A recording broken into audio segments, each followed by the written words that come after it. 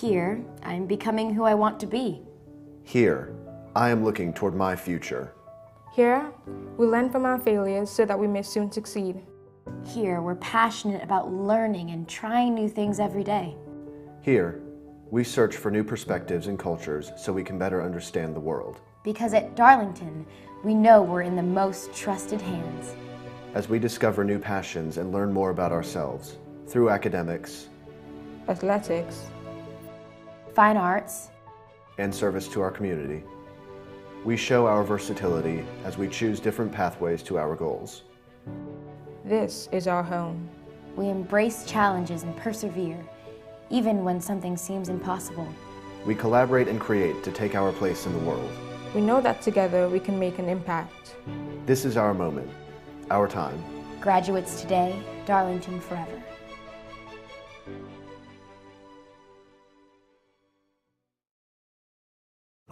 My name is Ryan Somerville. I am the sales manager for Business Water Solutions. We do water purification coolers as well as ice machines for any size business. We're on campus right now at Darlington School. Super happy to be here. They're one of our biggest customers. I myself played sports here. Our two founders played sports here. It was absolutely our pleasure to be a sponsor for Darlington Athletics. I think one thing that really sets us apart is our water purification. There's 13 stages. The reverse osmosis part of it has been a huge part of our success, along with our 24-hour guarantee for service calls. So when a customer does call us, we're then guaranteed within 24 hours. We were able to provide a touchless water system to make it more COVID-friendly in terms of germs and touching the water system. One thing I always say is we're not selling a product, we're selling our service. That's what we really push for every single day, is to have a customer service experience like they've never had before. Shop for your next car, truck, or SUV at Riverside Auto Group. Check out riversideautogroup.com today to browse their selection or visit with them in person at Riverside Chevrolet Buick GMC in Rome, Riverside Toyota in Rome, and the all-new Riverside Buick GMC Cadillac in Cartersville. Locally owned and operated by the Welburn family since 1974. That's Riverside Auto Group. Visit riversideautogroup.com. They are super knowledgeable about the market in Rome, whether it's home buying, rental homes. They have their finger on the pulse of what's going on. We both sold a house and bought a house, and the transition from both went really smoothly for us. I feel like they've become almost a part of our family, so we're just really appreciative of Hardy and what they've done for us. All their team put together, from maintenance to management to sales. I can't really say enough about them. I'd highly recommend them to anybody coming to town or living in Rome looking for investment properties or homes to buy. I'd like to wish the Darlington football team a great season. Go Tigers! Go Tigers!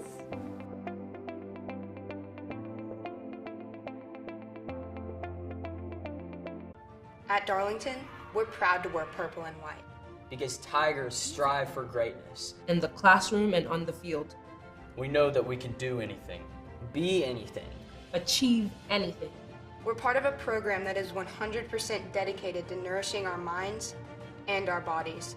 As teammates, we push each other further than we ever thought we could go. Because every single one of us has something to contribute.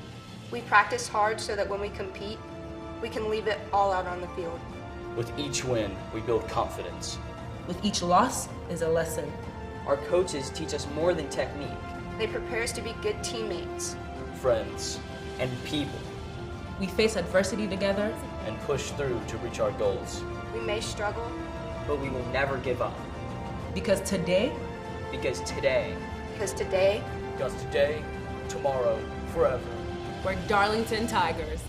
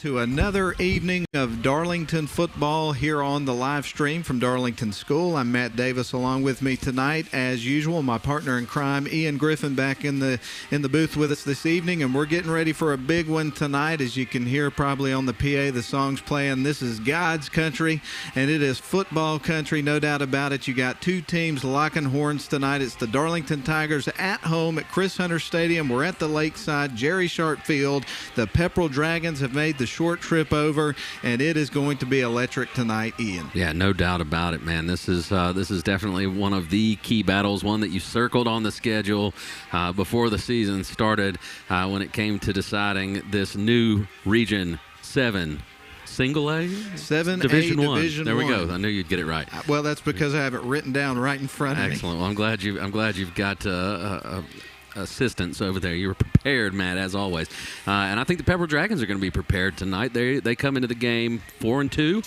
4-2 overall. They're 2-0 in region play. Meanwhile, Darlington, Ian, comes in 7-0, perfect record, 3-0 in region play. And so you got two teams that are remained unbeaten here in region play. So this is one of those games that has massive playoff implications.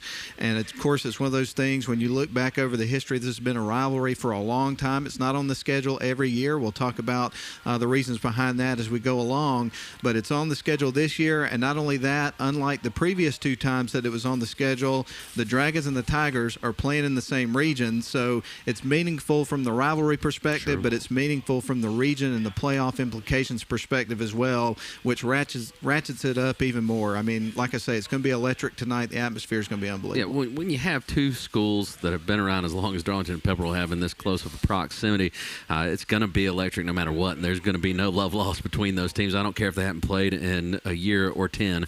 They're going to be fired up to play each other. Then you throw in what you're talking about here. They're both undefeated in region play. The winner of this game would be considered the front runner to win the region. Tryon will have something to say about that, of course, as they still have to play both these teams as well. But we're going to see how things shake out. I can't believe we're nearing the end of the season, but this is as pivotal a matchup in this region as there will be all year. No doubt about it. We're getting ready for Game 8 of the season for the Darlington Tigers. And talking more about series history, Pepperell leads the series narrowly, 13-11.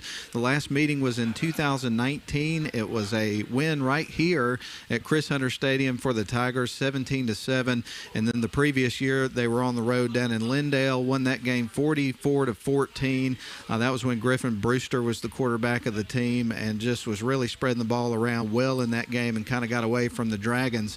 So the Tigers have won the last couple, in recent years. So one of the things certainly worth pointing out, and I noticed in the article about the previous game with the Pepperell Dragons and Almerchi Indians, there was a quote in the newspaper of Coach Hurst basically making a reference to the fact that he's never beaten Darlington or Coach Atha in a game before. So that's certainly something that, he'll admit has been on his mind. Sure. And there's no doubt that these two teams both want to win this football game really bad. So there's going to be no shortage of motivation tonight. Yeah, absolutely. And I know we're going to go over the keys to the game. We've seen a lot of Darlington. You and I haven't had the opportunity to see too much of Pepperell other than some limited tape. What kind of offense do the Dragons run?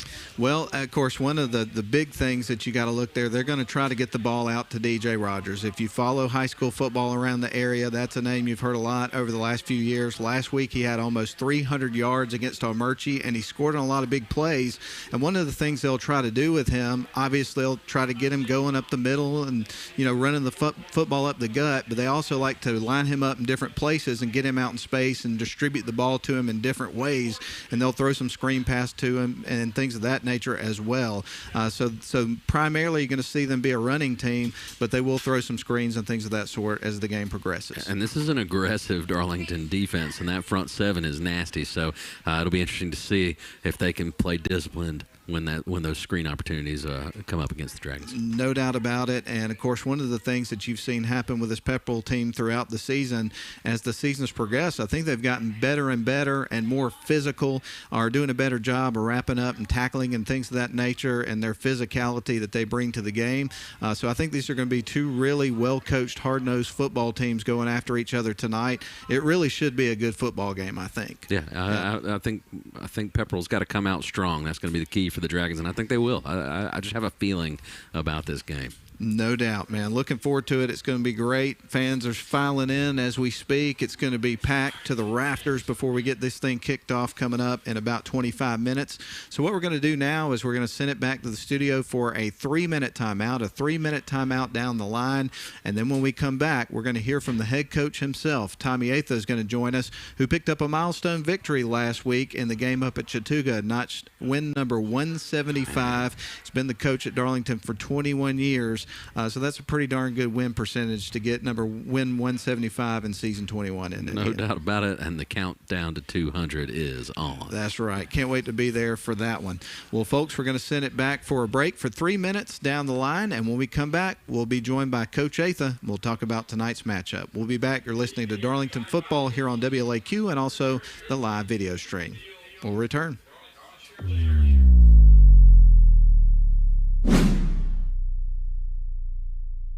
At Darlington, we find our confidence in discovering who we are. In the classroom and on stage. The opportunities are endless. Our creativity knows no bounds as we take risks, explore opportunities, and stretch our minds. Together with our teachers, we use what we've learned to create beauty, to tell stories, to inspire. We discover new passions while allowing existing ones to flourish. We know that we can do anything, be anything, achieve anything. We give our time to something greater than ourselves. Whether we're sketching, singing, writing, or acting, we find new ways to express ourselves and share our talents with the world. We know that our ideas and contributions matter, and we take great pride in that. Because today, because today, tomorrow, forever. We're Darlington Tigers.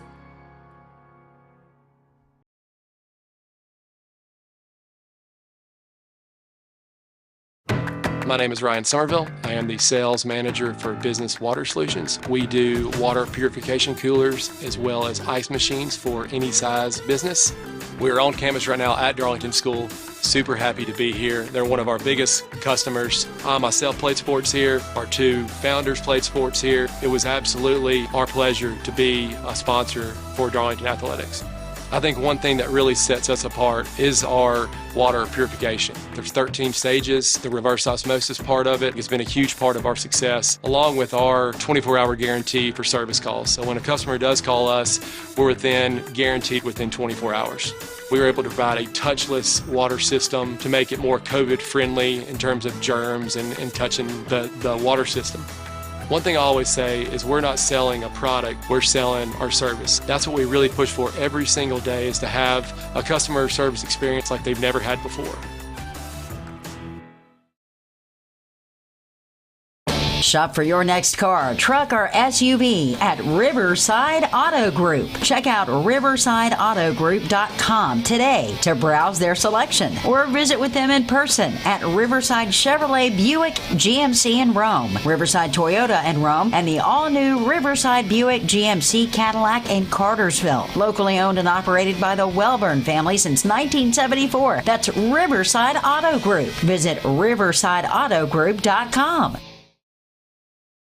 They are super knowledgeable about the market in Rome, whether it's home buying, rental homes. They have their finger on the pulse of what's going on. We both sold a house and bought a house, and the transition from both went really smoothly for us. I feel like they've become almost a part of our family, so we're just really appreciative of Hardy and what they've done for us. All their team put together, from maintenance to management to sales. I can't really say enough about them. I'd highly recommend them to anybody coming to town or living in Rome looking for investment properties or homes to buy. I'd like to wish the Darlington football team a great season. Go Tigers! Go Tigers!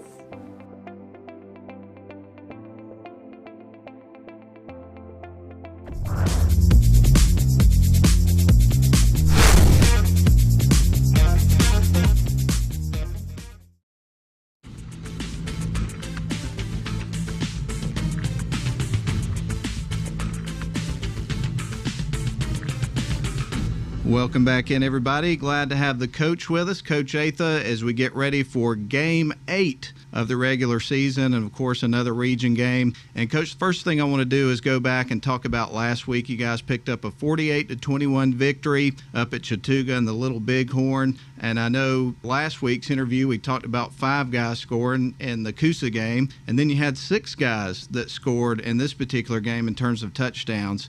So just give us some thoughts on the game last week. I was pleased we were able to distribute the ball, and we've got a lot of confidence in a number of guys, and that's very encouraging for us, especially when you get to this time of year. But I thought Chattooga came out and did an outstanding job. I thought they had a great plan on both sides of the ball, really. Defensively, they showed a few things that we hadn't seen them do, and it took us a couple of series to adjust to it, and we were able to pick up some pressures they were bringing and then execute some things, and then, you know, fortunately we got rolling after that. And then on the other side of the ball, they played a different quarterback.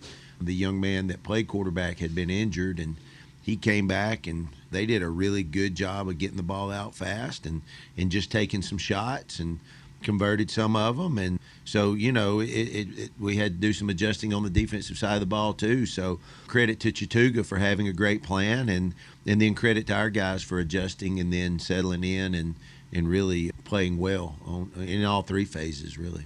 And that's interesting you mentioned 3 phases, because that was one of the things I wanted to talk to you about this week in the interview, because last week, of course, you had a lot of guys score. You had a couple interceptions. Jack Good, Eli Thompson had a kick return for a touchdown from Shirey. The kicking game was very solid as usual. And so talk to us a little bit about how y'all integrate special teams and things of that nature to make sure that you get enough time for all 3 phases of the game. One of the things that I learned from Coach Sharp early on was, you know, you do not slight the kicking game. Like he always said, that'll get you beat quicker than anything else, and I've never forgotten that. And we've tried to continue to do that through the years. And a lot of credit goes to Coach Dean Ratledge. He's my special teams coordinator, and he takes it very seriously. He takes it personally.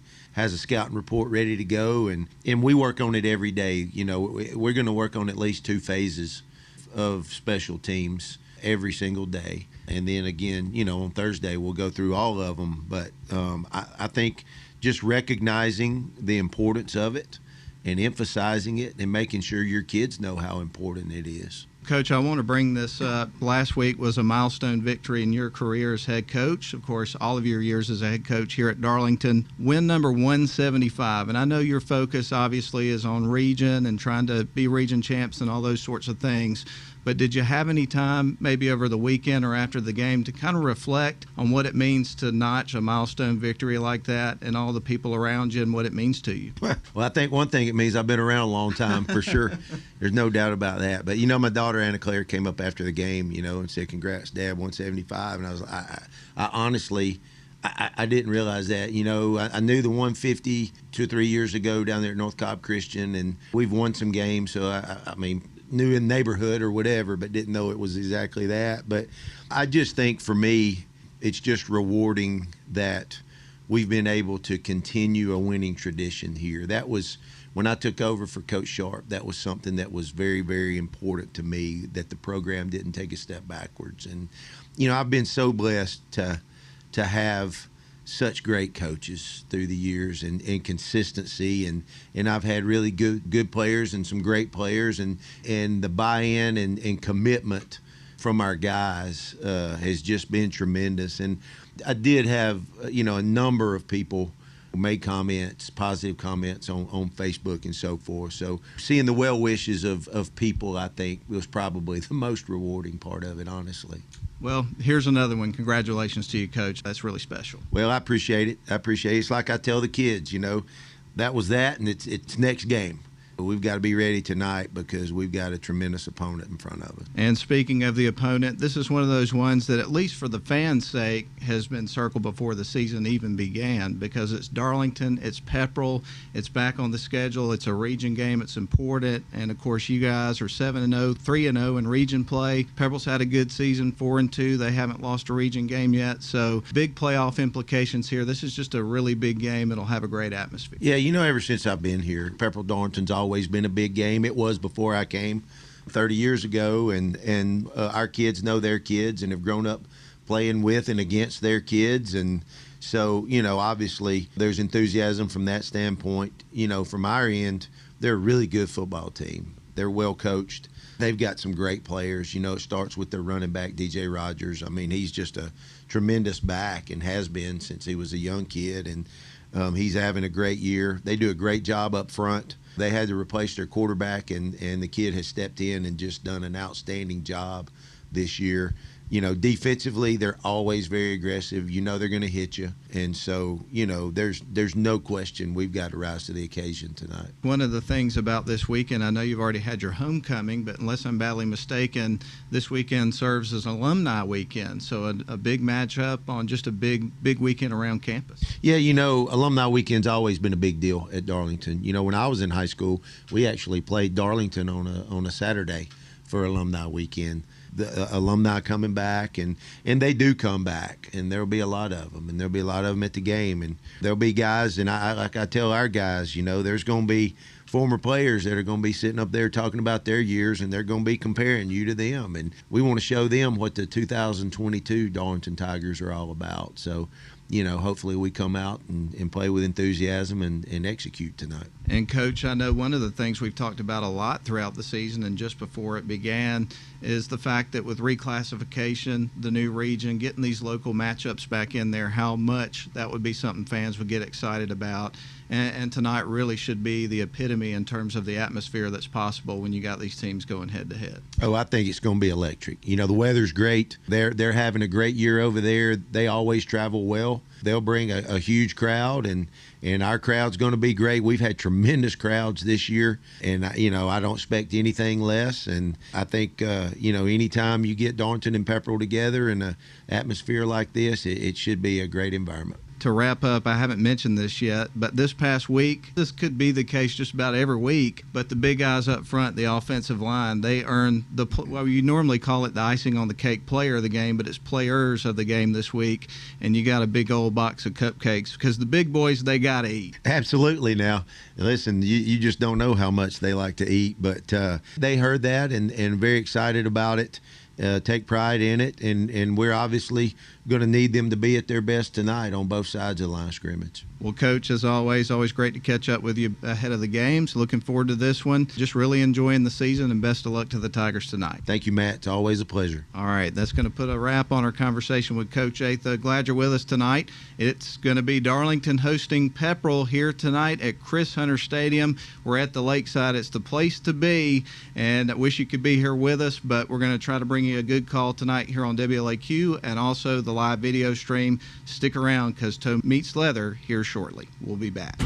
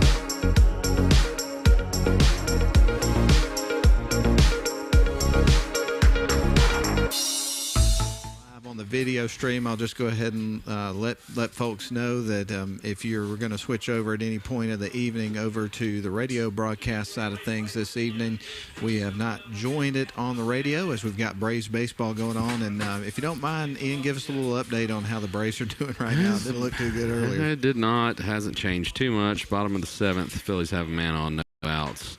They lead 6-1. Braves did get a run on the board and had some runners on base at the top of the seventh, but couldn't get them across the plate. So looks like we're headed to game 4, but who knows? A few more innings left. Wow. Well, I will go ahead and let you know, as far as Braves baseball is concerned, we're going to have Game 4 for you tomorrow on WLAQ. Airtime for that game will be 12:50 with first pitch at 2:07 p.m. from the Braves Radio Network, so you can listen for that. Georgia Tech has a bye this week. They're going to play host to UVA. Virginia coming up on Thursday at 7:30 p.m. There will not be a Braves game no matter what that day because of the way the schedule shakes out in terms of the playoffs, so we will be able to have that Georgia Tech game for you on the radio coming up on Thursday. Now, if there's a Game 5 necessary for the series between the Braves and the Phillies, airtime for that will be on Sunday at 3:20 with first pitch at 4:37. And if the NLCS, if the Braves are in it, that is going to start on Tuesday, October the 18th. So again, if the Braves are in it, we'll have it for you on WLAQ if you want to listen on the radio. I know a lot of people like to listen to the radio broadcasters ahead of the television crew. Yeah. They're fantastic. Yeah, absolutely. It's So- a lot of fun. They were not happy with the way things unfolded early today in Philadelphia. Rough start, but hopefully the Braves can get it back. Well, tonight we are with you live from Chris Hunter Stadium. It's the Darlington Tigers hosting the Pepperell Dragons. We're at the Lakeside Jerry Sharp Field inside Chris Hunter Stadium. And to kind of get back into our conversation here about the game, let's talk about the coaching staffs. Of course, Tommy Atha here's for his 21st season.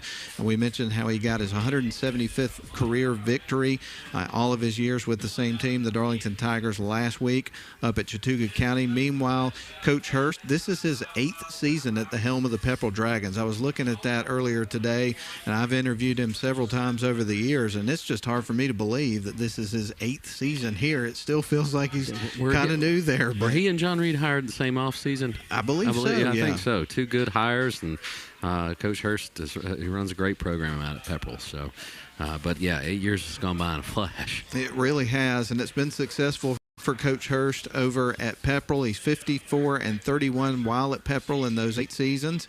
One region title. They've been to the playoffs his first 7 seasons, so they've never missed the playoffs. Went all the way to the quarterfinals in 2016, where they were eliminated by Benedictine, a really, really just powerhouse of a football team.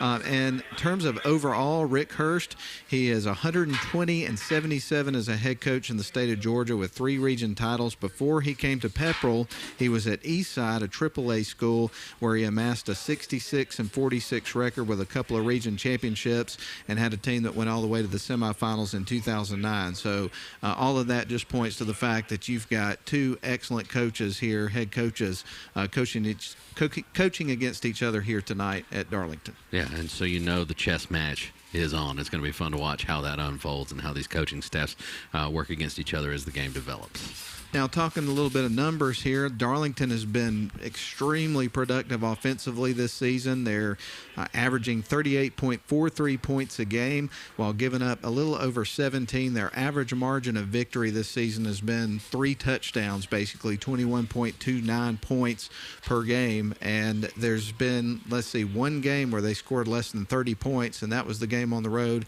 down in Orlando against Schuykill-Haven. Did I say that right? I don't know. So. I think you've finally gotten that one down pat. Yeah, maybe a little bit, but certainly worth noting that by the time we got to the second half of the game, you were already in your second and third string, so they could have very well have scored that many points in that game as well. Oh, no doubt about it. And it was a hot, muggy Orlando morning that they played that game.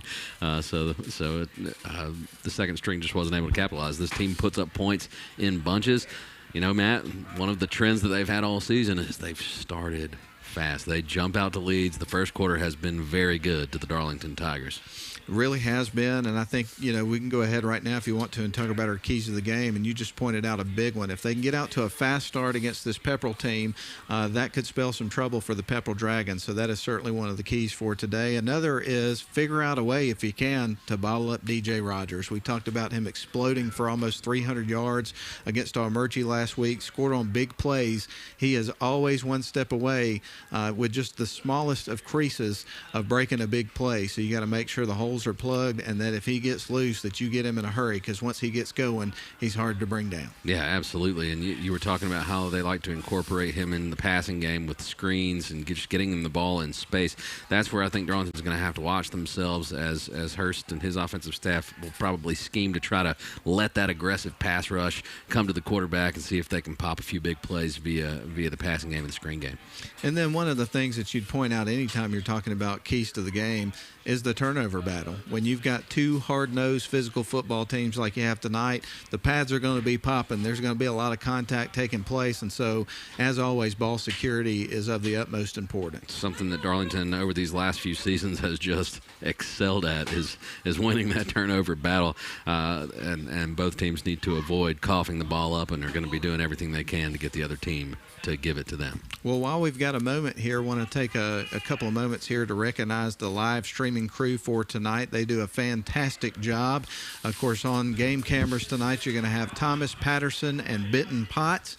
The Tiger Cam tonight is going to be Grayson Atkins. Graphics, Noah Travis, and then the director tonight is Nathan Patterson.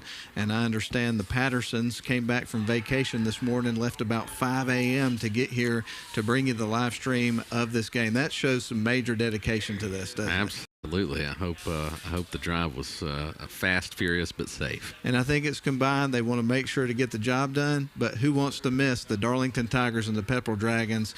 Everybody here tonight, I think, has got this one circled since way before the season ever began. As soon as it was announced that the reclassification and realignment and whatnot, that this was going to be back on the list, people got excited about it. No doubt. And the Pepperell faithful, as we expected, have showed up filling that visiting stand almost to capacity early, so I'm sure they'll keep coming in. Well, we got the captains coming out to the field, and as we catch their numbers, we'll go ahead and give them to you as we get ready to go. And, man, it's hard to believe that we're less than 5 minutes away from the start of this game, Ian. Almost time for toe to meet leather, Matt. So for the Darlington Tigers, you're going to have number 33, which unfortunately I do not see. Nope, there he is, Bryson Jones. We've got number 10, Jack Good, Gus Gamage, and then also you've got Gatlin Hancock. That'll be your captains tonight for your Darlington Tigers. For the Pepperell Dragons, you got Eric Jensen, their quarterback, number 5. Number 72 for the Dragons is Parker Glenn. Then you'll also have number 11, everybody knows his name, DJ Rogers, as well as Gage Owen. So there's your captains for tonight. As they make their way to midfield, we're going to have the coin toss coming up in just a few moments as more fans start to file into Chris Hunter Stadium tonight. And again, we're just going to have an unbelievably electric atmosphere for this football game tonight. It's going to be a great one, Matt. I mean, you can just feel it in the air. I called you earlier today. I was like, I just got a feeling this is going to be a good ball game. Going to be a fun game, no doubt about it. And we wait on the coin toss.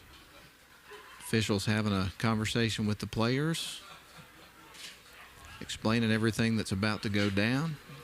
And again, we're super glad that you were with us. It looks like the Phillies have scored another run. They're now on top of the Braves 7-1. Joy in that game. There goes the coin in the air. We will have the results of the toss here in just a couple of moments.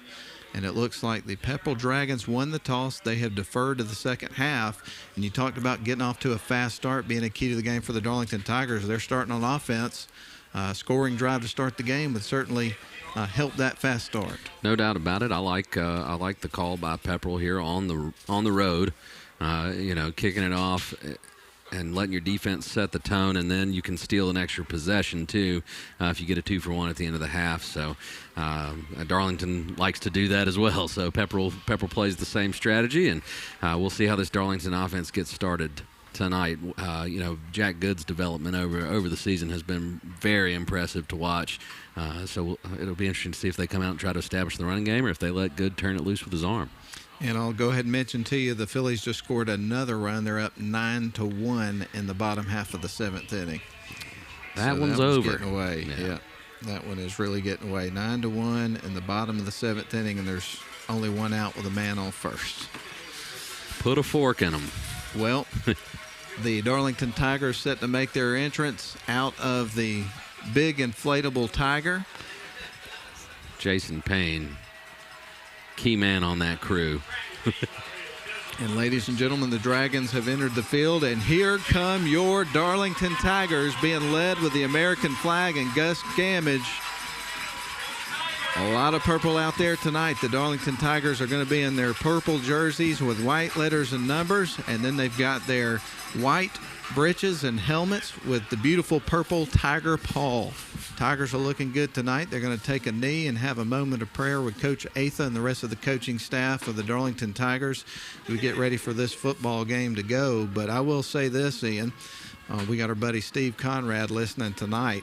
And if Steve were here, he would be reminding the listeners and the people that are watching tonight on the video stream to buckle your chin straps.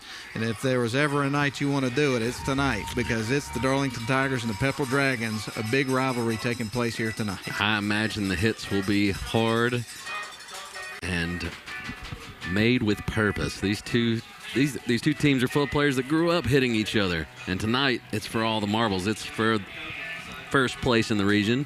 It's puts them in the driver's seat. Whoever emerges from this game victorious is going to be the front runner to win this region. They would need a lot of help for it to go the other way. So this is big-time football, Matt, and we're about to get started.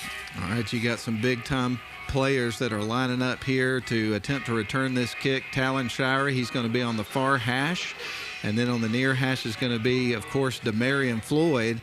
And Talon Shirey had a 65-yard kick return for a touchdown in the game up at Chattooga last week. As a matter of fact, you had 6 guys that got into the end zone for the Darlington Tigers last week against a Chattooga team that was young but very talented. It was a much more entertaining game than the score would suggest. They got some good players up there. And, Matt, you know, I think it's pick your poison here. I don't kick it deep. I'm not going to give Shirey or Floyd an opportunity to return any of these kicks. So if you can't put it through the back of the end zone, I would squib it or kick the high kick to draw the fair catch around the 20. We'll see what Pepperell decides to do.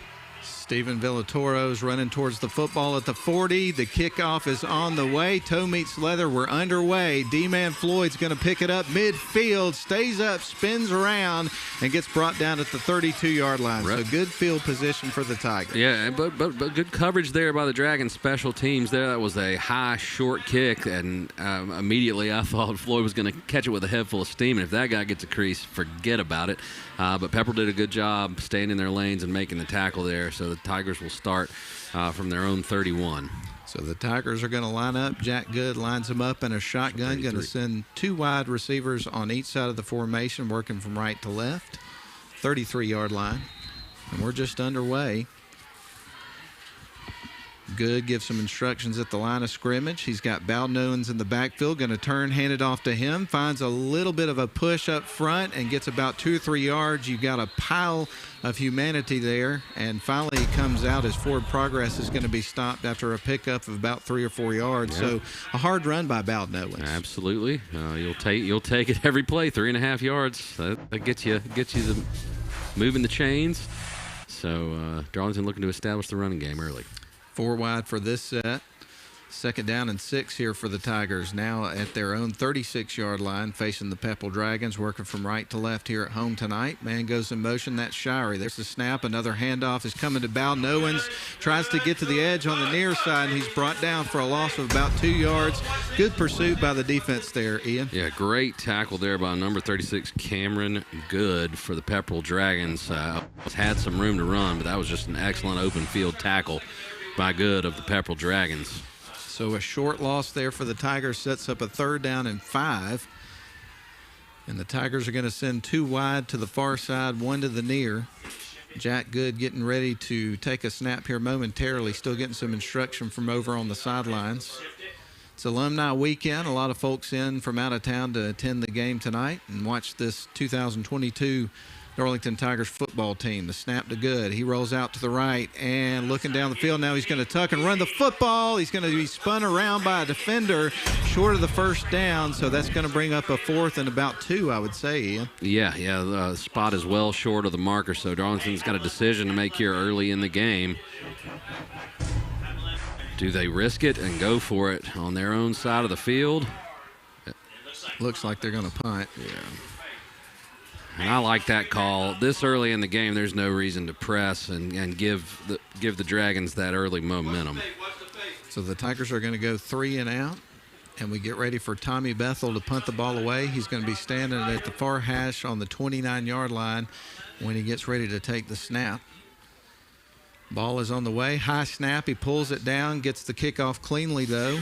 And that is going to drop in at about the 40-yard line and roll out of bounds. We'll see where they mark it. Yep. It went out of bounds before it hit, actually, Matt. So that's great field position at the 43. Pepperell will start at their own 43 for their first possession.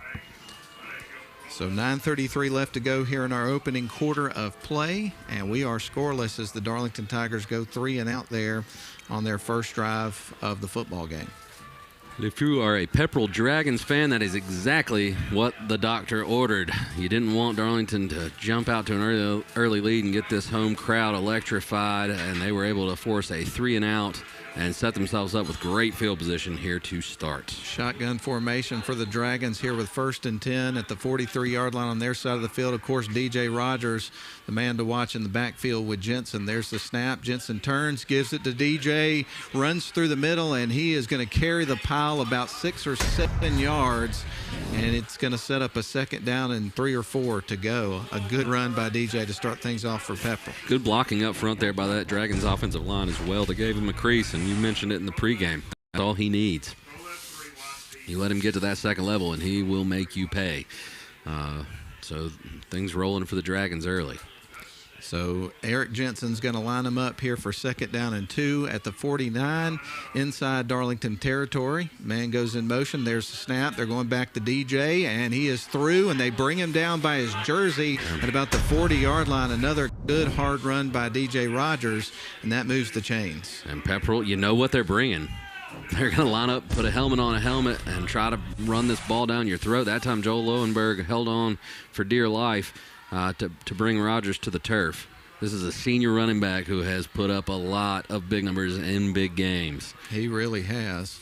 So again, this is 1st and 10, ball at the 41-yard line in Darlington territory after 2 sizable runs there from DJ Rogers. Jensen set to take the snap with a couple of wide receivers on each side, turns, fakes the give to DJ, and he is going to be brought down for a loss. So they tried to go with something a little bit different there. The defense made him pay. Yeah, and that's just great penetration there by this Darlington defensive front. The strength of their football team is their play at the line of scrimmage. That time the quarterback decided to keep, and Darlington was not fooled. And this is what you want to do against a rushing team. You want to keep them behind the chains. So that sets up 2nd down and 10 after no gain there for the quarterback on the run, Eric Jensen. And so we'll get ready for this next snap with 7:54 remaining here in the first quarter. We're scoreless. Pepperell would win the toss, defer to the second half, and Darlington received the opening kickoff, went 3 and out, and now Pepperell on the move. DJ Rogers in the backfield with Jensen. Here's the snap on 2nd down, and we got a whistle and a delay of game. Delay of game.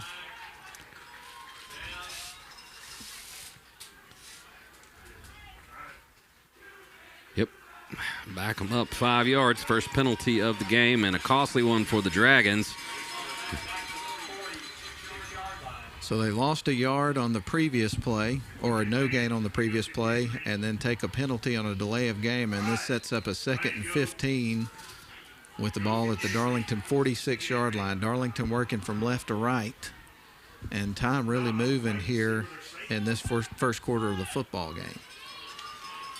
Jensen getting ready to take the snap with DJ in the backfield. Man goes in motion. That's Owens. They're going to hand it to him. They'll run a sweep to the near side, try to get to the edge, and he shakes free of a couple of tackles. They finally pull him down, but it was an adventure, but not a lot doing there for the Dragons on that play. He had a crease here and there, kept fighting, tried to cut it back and take it the opposite direction, but the pursuit there sideline to sideline by the Darlington defense was excellent. Eli Thompson, Gatlin, Hancock, Bowden Owens, all those guys were in on the tackle, and this is where you want to put the Pepperell Dragons offense in a 3rd and long. This is where you have to look for the screen game we talked about when we were previewing this matchup. So 3rd and long, 3rd and 12 here for the Dragons. They've got the ball at the Darlington 13. As we get ready for Jensen to take the snap, a man goes in motion. DJ Rogers in the backfield. He's going to turn, hand it to DJ, tries to muscle through the defense, plugs the hole, and brings him down quick. And that's going to bring up a 4th down.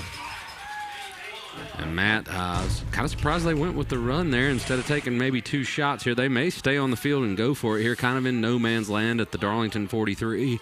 But I believe Pepperell is going to send out the punt team. Both teams faced with that 4th down opportunity where they could take a gamble, but the defenses are playing well right now and feeling each other out. So Pepperell's going to punt this one away. Talon Shirey is going to be standing around the 10-yard line on the near hash. And punting the ball away here momentarily for the Dragons is going to be Gage Owens, a senior. Snap is in his hands. Here is the kick. A high-flying kick. It's going to sail towards out of bounds, excuse me. We'll see where they mark that one. Again, much like Tommy Bethel's punt, that one went out of bounds well before it landed. So that one's going to net about 12 yards. All said and done, Darlington will take over at their own 31 for their second possession. So 2 possessions, 1 for each team, and we're feeling each other out here. No doubt, and not really surprised at all the way this game has started in that kind of fashion. And I think that's kind of what you expect when you have 2 hard-nosed football teams like you have here tonight. Absolutely. So the Tigers come back to the line of scrimmage now. They'll start at the 31-yard line on their side of the field, working from right to left as Good gets ready to take the snap. He'll send a couple of wide receivers, 1 on each side. Going to hand it off to Bowden Owens. Cuts to the near side of the field, and he is tripped up. That's Eric Jensen on the tackle. Playing both ways. Quarterback's making plays. So no gain on a play, and that's going to set up a 2nd and 10. So the ball remains at the 31-yard line of the Darlington Tigers. I think Pepperell came to play tonight. Oh, they look fired up, man, flying around out there on defense. Great tackle out in space there by Jensen. So we get ready for 2nd and 10 with 5:15 remaining here in the first quarter. We are scoreless. Both teams punted after their first possession. Jack Good getting ready to take the snap on 2nd and 10. He turns, hands it off to D-Man Floyd, and he is going to be wrapped up. Takes about 3 guys to get him down. We'll see where they stop his forward progress. I think he probably got 2 yards on the play before they wrestle him to the ground. And Darlington will be in 3rd and manageable here. Good run there by Floyd, just powering forward. Gets him into about 3rd and 6. So the Tigers come back to the line at scrimmage, as you mentioned, 3rd and 6 from the 35, working out of their own territory. Bowden Owens now comes back out for this package for Demarion Floyd.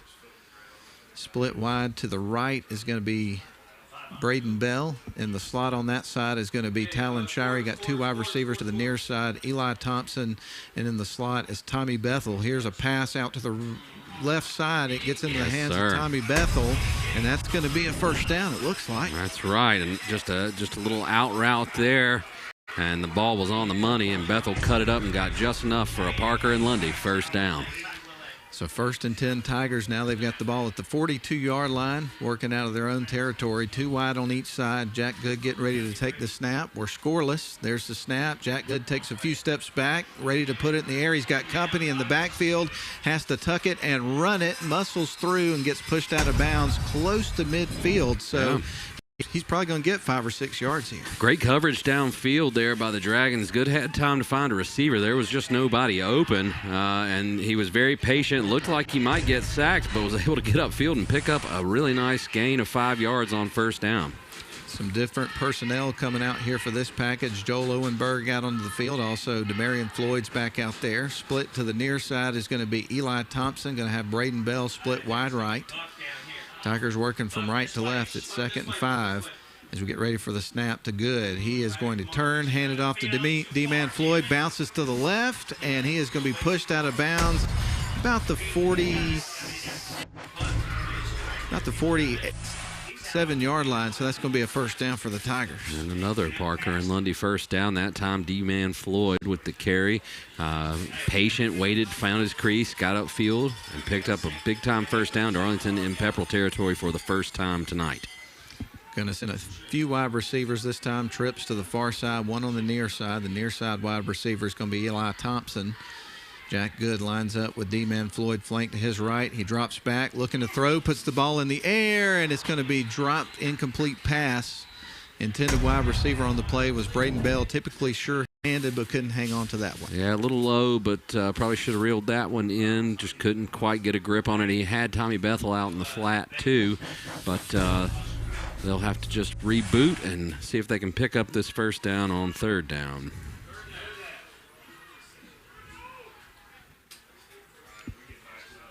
So the Tigers back to the line of scrimmage as they get ready to snap the ball with 3:49 left to go here in the first quarter. There's the snap, going to turn, hands it off to D-Man Floyd, gets pulled by his jersey, gets across the 40 to the 39 before they pull him down.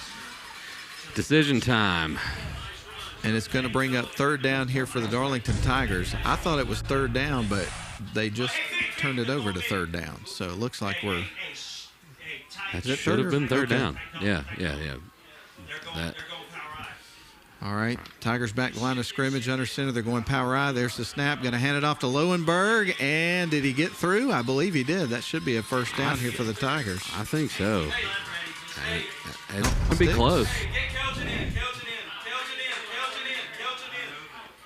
I think they would call for a measurement here, Matt. Oh, there's a flag. Yep, back on the paw. He just didn't see it when it came out. Legal shift on the Tigers. Their first penalty, a costly one. But now we've got to check this down and distance here, Matt. It still says third down over on the marker. Says it on the scoreboard, but good picked up 5 yards. Then there was an incompletion. So I don't think the refs have this one right. Interesting. It'll be 3rd and 8. 3:15 left to go here in the opening quarter. We're scoreless. Tigers at the line of scrimmage for 3rd and 8 as they get ready to snap the ball. Jack Good is going to send 2 wide receivers to the far side. He's going to fake the handoff, gets ready to try to find somebody to throw to. He's going to go out to the near side, gets pushed out of bounds. It's not going to be enough for the first down, so it looks like we're going to see the Tigers more than likely punt for the second possession of the game. Well, this is an interesting part of the field to make that decision. Did he pick up enough? It'll be 4th and 4. Did they punt and try to pin Pepperell deep, or do they go for it? I think they may go for it here at the 39-yard line. Matt, they did have the downs right. Looking back at the play sheet here. And we apologize for any language that's going across the air. It's not us. The coaches for the opposing team are next to us. Obviously pretty boisterous there. There's the snap to Good. He's going to pitch to the right with a sweep, and Lowenberg's going to be brought down. That's going to be a turnover on downs for the Tigers there, coming up short on 4th down. Well, I mean, they absolutely blew that play up. Darlington tried to go quick on 4th down and pitched it to Lowenberg. And who got back there? It was number 3, Gage Owens, just absolutely blew that play up. And the biggest play of the ball game so far goes to the Pepperell Dragons with a 4th down stop that gets their offense back on the field. So we're going to get a look at this Dragons offense again, as you mentioned. 2:52 left to go here in the first quarter. We are scoreless. Darlington would go 3 and out on their first drive and turned it over on downs, trying for a 4th down conversion on their second drive. Pepperell would pick up a first down on their first drive and then have to punt the ball away. Shotgun formation. Rogers in the backfield with their quarterback. They're going to hand it off. He runs up the middle, finds a little bit, 2 or 3 yards on first down. I think that was number 6. DeMarcus Ragland. Yep. So giving Rogers a little bit of a breather. Pick up 4 yards on first down. So Pepperell still working out of their own territory. Ball at the 45-yard line now after that 4-yard pickup, setting up a 2nd and 6 with 2:24 remaining here in this first quarter. Shotgun formation. Quarterback Jensen getting ready to take the snaps. Going to have 2 wide on each side of the formation, working from left to right. Here's the snap, dropping back. Jensen going to put it in the air. He's going to connect with his wide receiver at midfield. Making the grab is Sam Ross. And that is going to be very close to a first down. A little bit short. They're moving the chains. They're moving the chains. Moving the chains. They sure are. So another first down for the Pepperell Dragons. Nice pass there from Eric Jensen to Sam Ross. So the ball at the 48-yard line, just inside Darlington territory. DJ Rogers in the backfield with Jensen. 2 wide receivers, 1 on each side. Man goes in motion. There's the snap. The give to DJ. He's going to go off to the left side of the formation, and he's going to be greeted by a host of Tigers. Quite a pile there right up the middle of the field. Yeah, that spot. I don't think they ever made it out that far, but he's going to get 3 yards. So a 3-yard gain for the Dragons. That brings up 2nd down and 7. Now the ball at the 45-yard line on Darlington's side of the field. DJ Rogers stays on with quarterback Eric Jensen of the Dragons. He's a junior this year. Going to send 3 wide receiver, 2 to the far side, couple to the near. Empty backfield, man goes in motion. That's Rogers. Here's the snap to Jensen. He'll drop back. There's that screen pass we were talking about. It's incomplete. They're just trying to swing it out, get him the ball on the perimeter. But it was well covered, and the ball came out hot from Jensen. Rogers wasn't able to reel it in. Big 3rd down and 7 here from the Darlington Tigers 45. Pepperell is threatening. Back on for this package is DeMarcus Ragland. Senior running back, going to be in the backfield here with Eric Jensen, quarterback for the Pepperell Dragons. And they get ready for a big 3rd down and 7 at the Darlington 45, working left to right. 4 wide set, 2 on each side. Jensen takes the snap. He'll drop back, looking to throw, puts it in the air, and that is going to be connected to Owens, but he's going to be brought down immediately. Tigers still getting after him. They swarm tackled him. Spectacular defense there on the screen pass by Darlington. Playing disciplined football. It was well set up, but a host of Tigers were there to shut that down before it could ever get started, and Pepperell will have to punt. So 4th down, Pepperell's going to send Gage Owens out. They'll be in punt formation here. Talon Showery, he's going to be standing around the 15-yard line at the far hash for the Tigers. 37 seconds and the clock ticking here in the first quarter, so we've almost got 1 in the books here from Chris Hunter Stadium. Nobody has scored here in this first quarter, but that could change in the blink of an eye. Here's the kick. It's heading right towards Talon Showery. He is going to signal a fair catch at the 10, gets pushed there at the end of the catch. No flag. No flag, and the Tigers are going to have the ball inside their own 10. Played that the way he should have. If you can field it from the 10 and out, you want to keep that ball from bouncing and don't give the special teams the opportunity to pin you inside the 5. But the worst starting field position of the night for the Darlington Tigers, still knotted up. Goose eggs on both sides with 20.7 seconds left in the first quarter. So the Tigers are going to line up inside their own 10, just inside their own 10, with 1st and 10, going to send 2 wide receivers out here to the near side. And Good is going to line up in the pistol. He's going to turn and hand it off to D-Man. Floyd finds a nice crease, spins around at the end of the play, and gashes him for 13 yards. What a quick run there from of course, D-Man Floyd. And enough for a Parker and Lundy 1st down. The chains are moving, and the Tigers are wanting to go fast here, and Matt getting up on the ball quickly. 12 seconds left here in the quarter. Good takes the snap. Give to D-Man Floyd. Cuts to the near side this time, and he's going to be pulled down by his jersey. Gave it a great second effort there, but he was stopped. They tried to go fast. They just went with the same play to the other side of the field. And that time, the Pepperell Dragons were Johnny on the spot, ready to make the play. There have been some really great open field tackles thus far by this Pepperell defense. Well, folks, that's the end of the first quarter. We are scoreless. We're going to take a break for 1 minute down the line. We'll be back in 1 minute. It's almost over.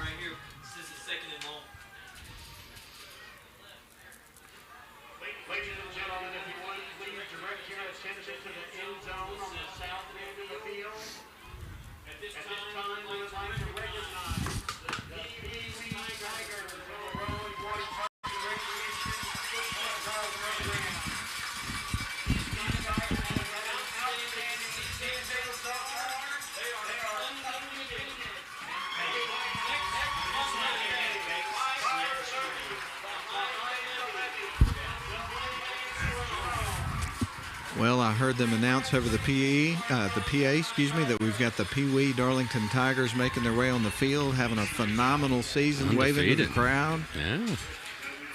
Future Friday Night Lighters out there. Better get to know those kids' names, because we're going to be calling them here in a few years, huh? Well, folks, we're glad you're with us tonight for Darlington football on the live video stream. Still haven't joined the radio portion of our broadcast yet because the Braves and the Phillies are still going. It's the top of the ninth, but the Phillies have got a hold of this one. They're up 9-1. One more out, and that one's over.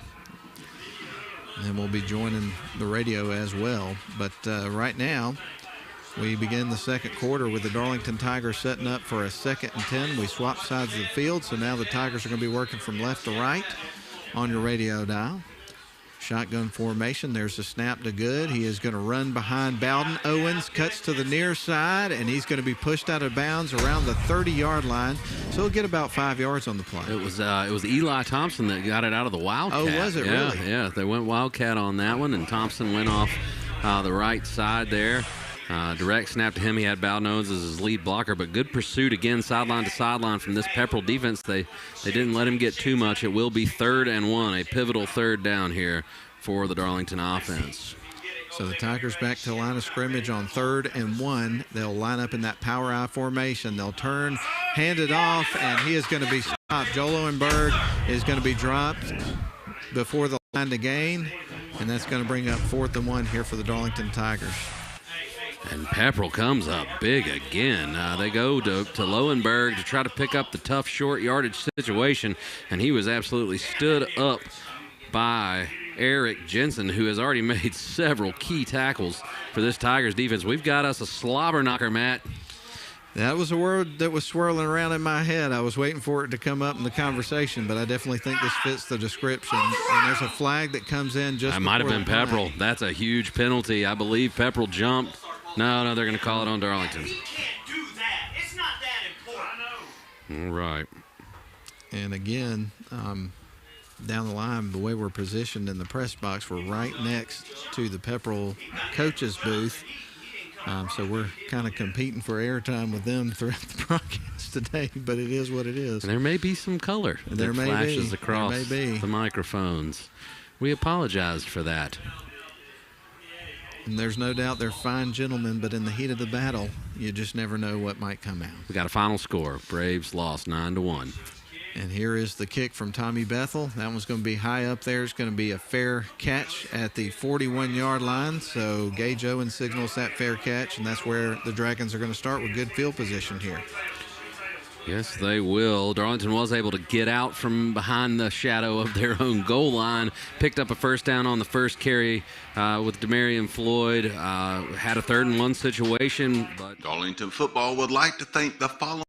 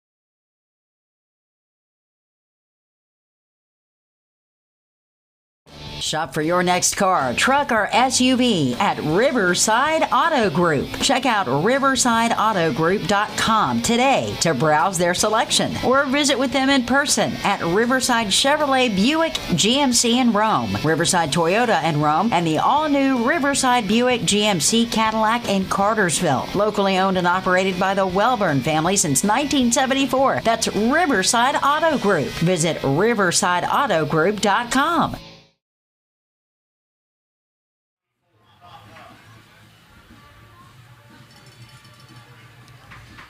Well, the Atlanta Braves fall tonight 9-1 on the road at the City of Brotherly Love up there in Philadelphia to fall behind 2-1 in the National League Divisional Series. Hate to see that. They could be eliminated from the playoffs tomorrow. Yes, they could. It's win or go home the rest of the way for the Atlanta Braves. Let's hope that they win. Tiger fans getting on their feet here on a big 3rd down and 2 coming up for the Dragons, trying to make some noise, get in their heads. Tigers need you. Get ready for the snap here to Jensen. In the backfield with him is going to be Ragland. We do not see DJ out there for this play. There's the snap. They're going to fake the handoff to Ragland. Jensen runs it, and he is going to be brought down by a swarm of Darlington Tigers. And a great stand there. Darlington answering the bell. Pepperell's made a couple of big stops, but I won't be surprised if the Pepperell Dragons don't line up and go for this. We'll see what happens.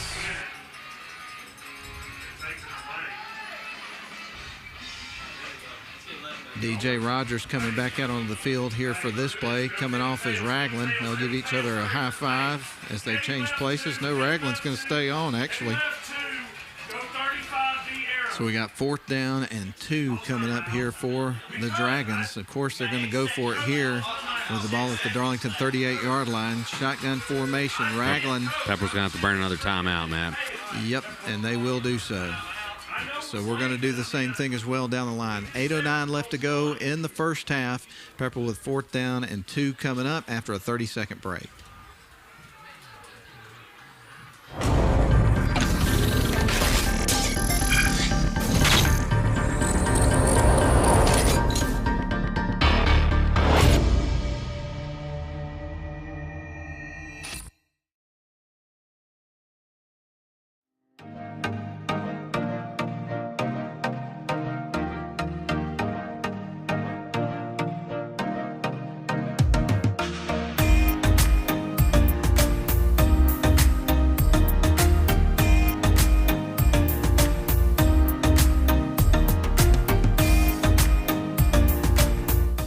It's alumni weekend here at Darlington. Of course, a lot of festivities and whatnot going on this weekend here around campus. And, of course, a lot of folks from out of town and, you know, joining the crowd tonight to take in the football game. They're getting treated to a really good one so far, Ian. Yeah, no doubt about it. Still knotted up at 0 and some huge defensive plays by both squads. Right now, Pepperell's made a few bigger plays on defense, but it hasn't yielded any scoring. Darlington's about to have a chance to answer that bell. They just stopped them on 3rd and a long 2, and it looks like Pepperell is going to line up and go for it on 4th and 2 from the Darlington 38. So stick around, everybody. We'll have some scores from other games around the area coming up for you at halftime. And then at the end of the night, it'll be Lynn Butler and Austin Butler with the Rome Orthopedic Center High School football scoreboard show, but only after we award this week's winner of the Honeymoon Bakery Icing on the Cake Player of the Game. 4th and 2. Pepperell Dragons getting ready to take the snap. Jensen has it in his hands, turns, gives it to DJ Rogers, tries to get some room on the edge, and he's got it. That's going to be a 1st down for the Pepperell Dragons. The chains are going to move after a 4th down conversion. And that one, DJ had it the whole way. He's just got a tremendous amount of speed, and he had the lane to get there, and he used those wheels to get to the sideline and into the marker, and a big 4th down conversion there for Pepperell to keep this drive alive. So the ball's at the 34-yard line in Darlington territory. Dragons have the football, and DJ Rogers in the backfield. A couple wide receivers, one on each side. Man goes in motion. There's the snap. Ball is loose on the turf, and the quarterback's going to be able to cover, but that's going to be a loss of about 10 yards. Yeah, unforced error there.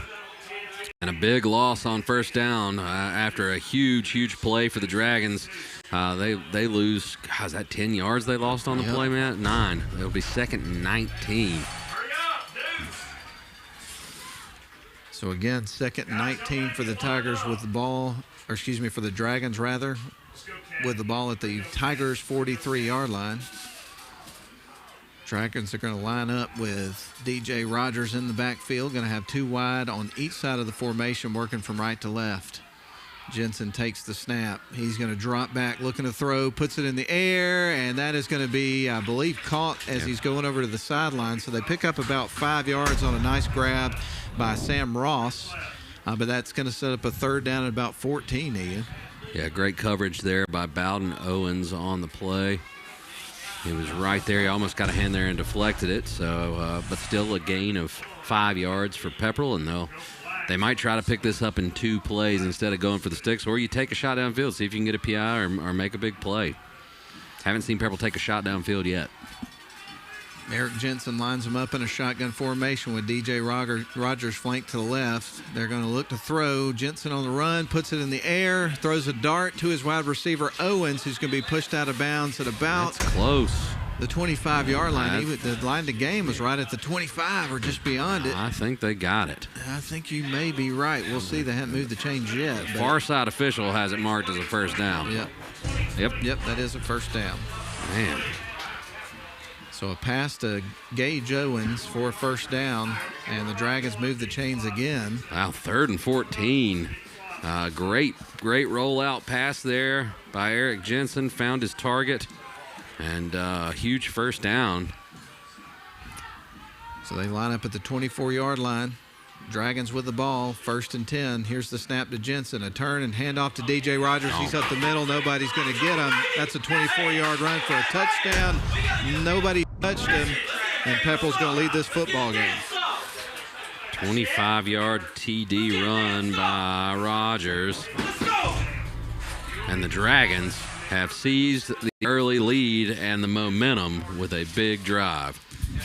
I think Alex is enjoying the coaches in the next booth. He's kind of smiling over there. They want to win this thing. There's no question about that. So we get ready for the extra point here for the Pepperell Dragons. To kick it's going to be Stephen Villatoro.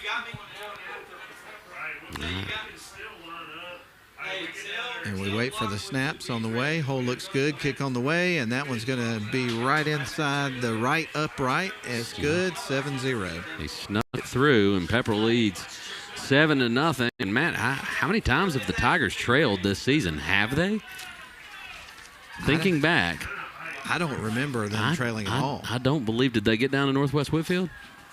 No. I don't think that they have been behind. This is a new situation for the Tigers. Game. I can go back and look. Yeah, we'll have to check that out. But I don't think the Tigers have trailed this season. So this is unfamiliar territory for Tommy Atha's bunch. We'll see how they respond. 6:07 remains in the first half of play. Pepperell strikes first, up 7-0. Pepperell would win the toss. They deferred to the second half, so they have the lead, and we're edging closer to halftime. And they're going to get the ball out of the break. That's right. They get the kickoff to start the second half. This one has flown by. Both teams running the rock a lot. Not a lot of stoppages thus far. Pepperell elected to kick it off to these two dangerous returnmen last time. Will they do so again and play with fire? Dragons do like fire, man. Villatoro is going to run to the football, and that was going to be end over end, sailing into the hands of Talon Shirey. He's going to bring it up the middle of the field, stutter step, shakes off a defender, spins around. He's up at the 30, and he's going to be brought down right around the 29-yard line. So a pretty good return there from Talon Shirey, but the kick coverage did a good job of kind of reeling him in and not letting him break the big one there. It looked like he might take it there for just a second, but they made him change direction and swarm to the ball.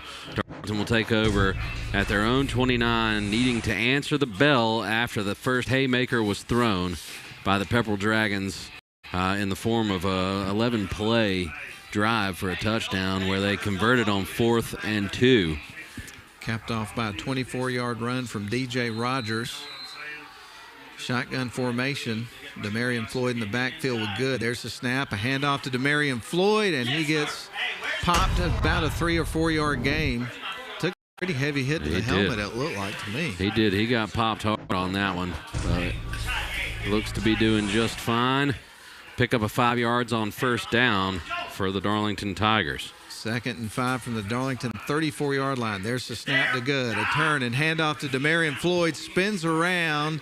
Nice move, but he's going to be pulled down by his shoestrings after a pickup of a yard or two. We got a Tiger down on the far side of the field. I'm not sure. I didn't see what happened away from the ball there. See if I can catch it on the replay here. He appears to be in pretty significant pain from the looks of it. I think that's Logan Floyd. Coach Atha and trainer Donnie are going to be out there having a look at him. That is Logan Floyd. And he was going around to get a block on the backside of that play. Looks like he rolled an ankle. Let's hope it's nothing serious. No doubt. 5:22 left to go here in this first half of play. Pepperell Dragons lead at 7-0, playing here at Chris Hunter Stadium. We mentioned coming into the broadcast, Darlington 7-0 on the season, 3-0 in region play. Pepperell comes in 4-2, 2-0 in region play. So you've got 2 of the 3 unbeaten teams in the region playing here tonight. The other one is Trine, and they're playing up at Sam R. McCain at their home field against Chattooga tonight, and certainly interested in some updates on that one because it's the first time those two teams played in a regular season game since 1971. I still can't believe that. I knew it had been a long time, but when you said 71, it just blew my mind. And the fact they've only played 7 times when it counts. I know they used to scrimmage quite often, but anyway, that'll be an interesting one to watch. I'll give you a score update while they're checking out Mr. Floyd out there, hoping everything is okay with him. But Model's already up on Haralson County 20-0, and Logan is up and walking off under his own power, so that's always what you want to see. And then other scores of interest, Calhoun's up 7-0 on Woodland, and Cartersville is up 14-7 in the second quarter on the surprise Hiram Hornets, coming off their big victory over Calhoun last week. They were the team of the week on Fox 5 this week. If they beat Cartersville, they should be the team of the year. We said that on the air yesterday. That would be one heck of a back-to-back coup by the Hiram Hornets. Well, the Tigers will come back to the line of scrimmage with a 3rd down and 2 coming up from the 37-yard line after the injury timeout. There's the snap to good. He's going to pitch it over to Demarion Floyd, and he's going to be knocked out of bounds. And I don't believe he got it, Ian. No, not even close, Matt. And that snap came out funny. Did you notice that? We got a flag? I did. There's a flag on the field also. So we'll get a check on that here in just a couple of moments.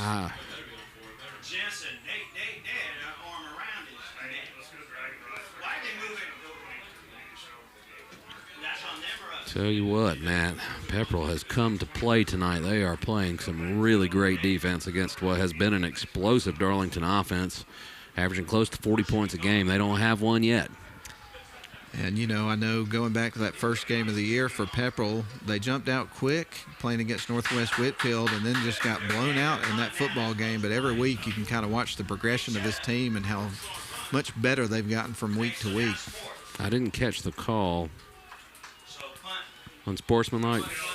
Yeah, so that'll back them up. That's a dead ball.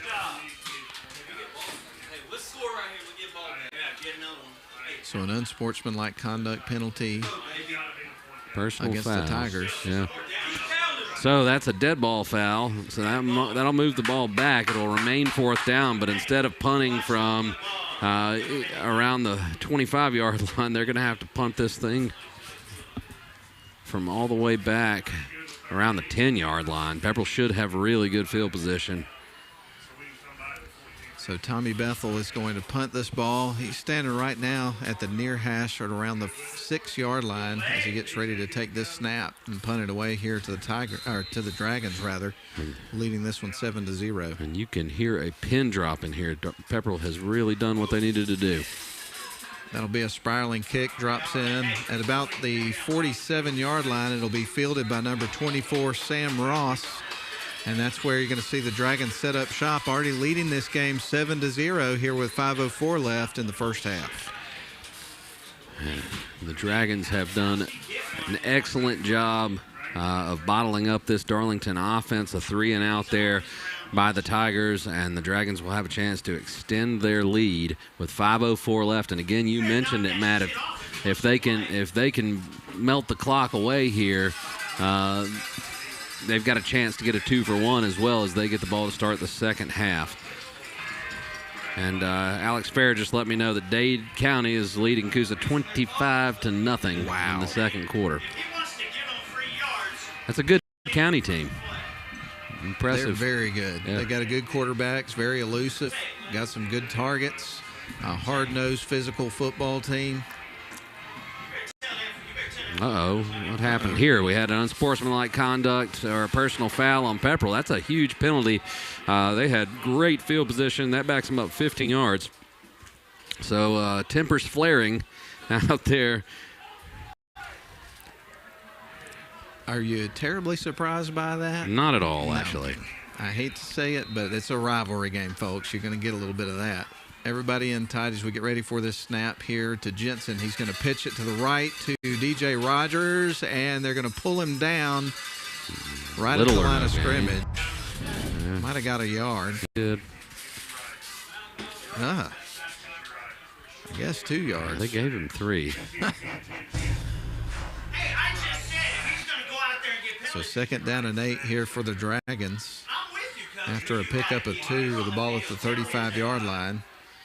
Going to send a couple of wide receivers to the far side, one on the near. Jensen's going to get ready to take the snap with an empty backfield. Line up in the slots, DJ Rogers here on the near side. Now they're going to motion him right.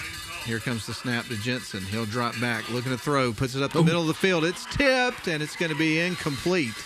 Man, Jensen put some heat on that one, and it was tipped. I'm going to see if I can catch the Darlington defender that did it here on the replay, Matt. Give them some credit, but they had an empty backfield that time, and it was tipped by, God, was that Logan Floyd back on the field? Yeah, already back on the field. He made the play, and it was so high up in the air you thought one of those safeties for Darlington was going to get a chance to intercept it, but yes, it is Logan Floyd who deflected it, and it fell harmlessly to the turf. But a big 3rd down here. Darlington really needs to get off the field, get their offense the ball back. Going to have 2 wide receivers on each side for 3rd and 8. Man motions. That's DJ Rogers off to the right. There's the snap. Going to roll out looking to hand off, and he's going to be brought down for a big-time loss. Great pursuit by the Tiger. Joel Owenberg was there. Logan Floyd came on a blitz from his middle linebacker position and blew that play up early, and Lowenberg came in to clean up the leftovers. Jack Cowan in on the tackle as well. Great defense there on 3rd down from the Darlington Tigers. And that forces a huge punt here with 3:47 left. Darlington has all 3 of their timeouts left, should have decent field position. You got a dangerous return man back in Talon Shirey. Can he get an opportunity here to make a big play and get the Tigers on the board? Gage Owens gets ready to punt the ball away to Shirey. Here's the snap, and the kick is on the way. Sailing right towards Shirey. He is going to field it at about the 40-yard line, tries to get to the edge, finds some room on the sidelines, and gets it to the 45. So it will be really nice field position for the Darlington Tigers. Great job by the Darlington Tigers defense there. After Pepperell scored a touchdown, your offense goes 3 and out, gets a penalty, has to kick from the shadow of their own goal line. They flipped the field position. Pepperell had a pretty bad personal foul penalty there on the punt return, but Darlington's defense answers the bell, gets the 3 and out, and now Darlington has the ball. Great field position with the nose of the football sitting at their own 45-yard line here with 3:19 left, trailing 7-0. Going to have 3 wide receivers to the near side. Owens in the slot, also Shirey and Braden Bell here on this near side. Empty backfield, 2 wide receivers off to the far side. As we get ready for Good to take the snap on 1st and 10. There it is. He drops back, looking to throw. A screen to Talon Shirey's up the middle of the field and gets it down to around the 49 before they bring him down. Tell you, we've been calling Eric Jensen's name on both sides of the ball all night. Another great open field tackle. That screen was set up well. Jensen just made the open field tackle to limit that gain to 4 yards. So 2nd down and 6 here for the Tigers, working from left to right at the 49-yard line, still on their side of the field, but threatening to move it into Dragon territory. 4 wide set here for this play. Dropping back is Good. He's going to hand it off. A delayed handoff to Bowden Owens, and it's very effective. He gets out, gets a good chunk of yards, and a 1st down. Huge Parker and Lundy 1st down there for the Darlington Tigers. Bowden Owens on the delayed handoff there. Picks up some big yardage, and Darlington is in Pepperell territory for only the 2nd time tonight. So your score, if you've just tuned in, 7-0, Pepperell on top, 2:30 left first half, and the Tigers driving here late in the first half. 4 wide set. There's the snap, a handoff to Demarion Floyd, and they grab him right away before he can get his wheels turning and bring him down. Yeah, I'm really impressed with this Dragons defensive front, man. I mean, they're going toe-to-toe with one of the best offensive lines and at this level of football. I mean, Darlington has been dominant up front all year. Pepperell is going toe-to-toe. Second and long after blowing that play up in the backfield.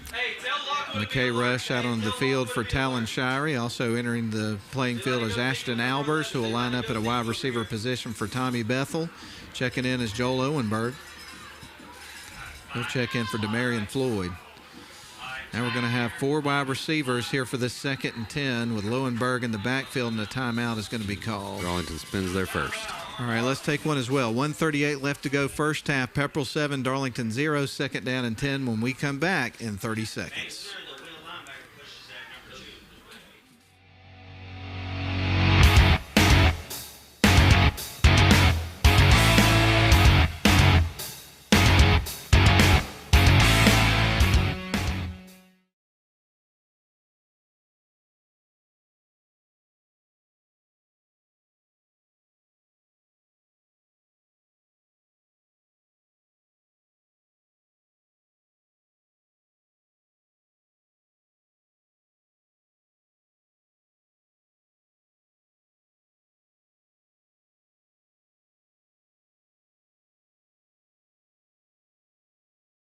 Darlington School, glad you're with us tonight. Tigers trailing at home, 7-0 to the Pepperell Dragons. Right now the Tigers have got a 2nd and 10 coming up from the Dragons 43 when we resume play. And Matt, I don't know. I expected a good game. We're getting one, no doubt about it, but I am blown away with how Pepperell has held up in a very physical manner at the line of scrimmage. This has been a smash-mouth football game by definition. One of the things that will be interesting to follow as the game goes on is the conditioning from the Darlington Tigers is unbelievable. So will they be able to wear them down as the game goes on? We'll see. There's the snap. Jack Good dropping back. He's got to hand it off. Owens again on a delayed handoff. He's got some room to run, and he's going to be brought down just inside the 30 for another. Parker and Lundy, first down, and a big one right there on 2nd and long. Darlington's got something cooking here. That's the 2nd time they've gone to the well with that play. A little delayed draw to Bowden Owens, who had a head full of steam. Thought he might take it to the house there for just a minute, but either way, Darlington is following the recipe for success here because they're draining the clock, not giving Pepperell enough time to try to get a 2-for-1 since they get the ball to start the second half. 1st and 10, ball at the 29-yard line. Tigers in Dragon territory. There's the snap to Good. He's going to put a screen pass in the air to Talon Shirey up the middle of the field. He stays up, breaks a couple of tackles, and after a lot of activity, I think he's only going to net about a yard or two on that play. Now Darlington's going to have to start moving fast with two timeouts left. Darlington's going to have to pick up the tempo here, letting some valuable seconds run off the clock. 2nd and 10. Going to have Demarion Floyd in the backfield. 4 wide set. Good takes the snap. Drops back into the pocket. Getting ready to throw the ball. Puts it in the air, and it's going to be a catch over on the sidelines. He got it at about the 23-yard line. Braden Bell makes a nice grab. And that sets up 3rd and short. Yeah. Good was looking downfield. The coverage has been great on the back end by the Pepperell Dragons. They're not letting anybody get behind them. So he had to settle for his check down there, and he hit Bell. It was a high ball. Bell went up and made a great grab and got out of bounds to stop the clock. Setting up a 3rd and 3 from the 22-yard line. Definitely in Ryland Scott's range to kick a field goal if they do not convert, but the Tigers want to convert. They want 7. Oh, no doubt about it. Trips to the far side, 1 receiver on the near side. Demarion Floyd in the backfield with Good from the gun. Here's the snap on 3rd and 3. Ball is in the air. It's a deep ball. He connects with Talon Shirey. Pushed out of bounds inside the 5. A 1st down and a 1st and goal for the Tigers. Beautiful pass and catch there from Jack Good to Talon Shirey. He let that ball go right when Shirey was breaking out of his route and put that ball on the money. And now they've got it inside the 5 with 2 timeouts. The playbook is wide open. They can run the ball up the gut. They can stop the clock. They are in business at the 5-yard line. What a play. 25 seconds left in the half. Dragons leading at 7-0. Darlington Tigers playing at Chris Hunter. It's 1st and goal from the 4-yard line. We get ready for the snap. Lowenberg in the backfield here with Good. Good is going to put a ball towards the end zone. Connects. No. Oh, it's going to be dropped. Incomplete. Tommy Bethel couldn't hang on, and it's going to be an incomplete pass. Yeah, that was wide open, and Bethel just couldn't quite reel it in. It was so wide open that the baby powder went into the air from the student section, the pink baby powder for breast cancer awareness. A rare drop from Tommy Bethel, who is sure-handed, does Yes, a little he bit of is. everything for the Tigers. Sure He'll does. shake that one off and get ready for the next play. All right, 2nd down and goal from the 4. Good takes the snap. He is going to roll to his right, looking for a man in the end zone, and pass is going to be complete. Touchdown, Darlington Tigers. They are on the board. And right now, the Tigers are going to celebrate. That is Braden Bell who came up with that catch. And the Tigers have, with the pending PAT, a chance to tie this thing up. And, man, that was tight coverage right there. That was Good was rolling out. He was running out of options. He was running out of room. And he threaded the needle there. And Bell made a great catch. Number 4 was on the coverage for Pepperell. DeMarcus Ragland. Or no, that's Corey Moten, and the coverage was great, but Bell just made the play, and Bell and Jack Good put it right where he had to complete that pass. Hold to be handled by Sammy Konchesky. Rylan Scott will attempt to punch it through, and he gets it right down Broadway. We're tied up at 7 apiece with 10.6 left to go in the first half. It's Darlington and Pepperell, folks. This is what you get. Amazing.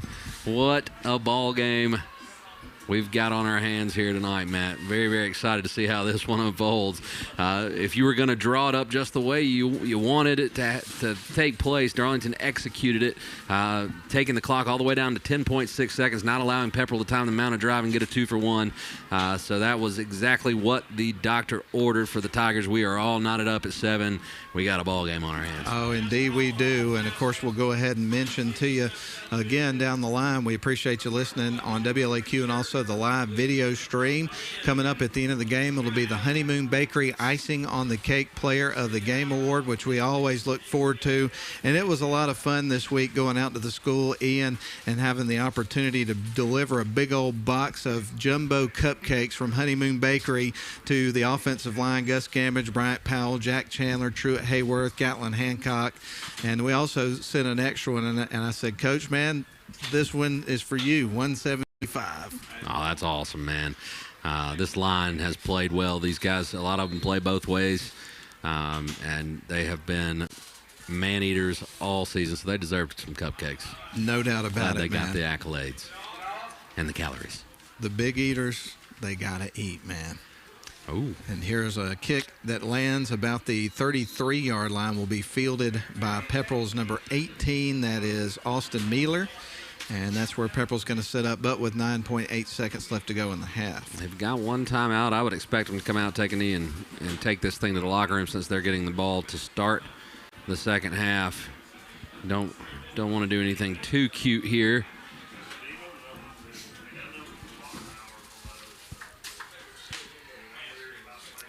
But we shall see.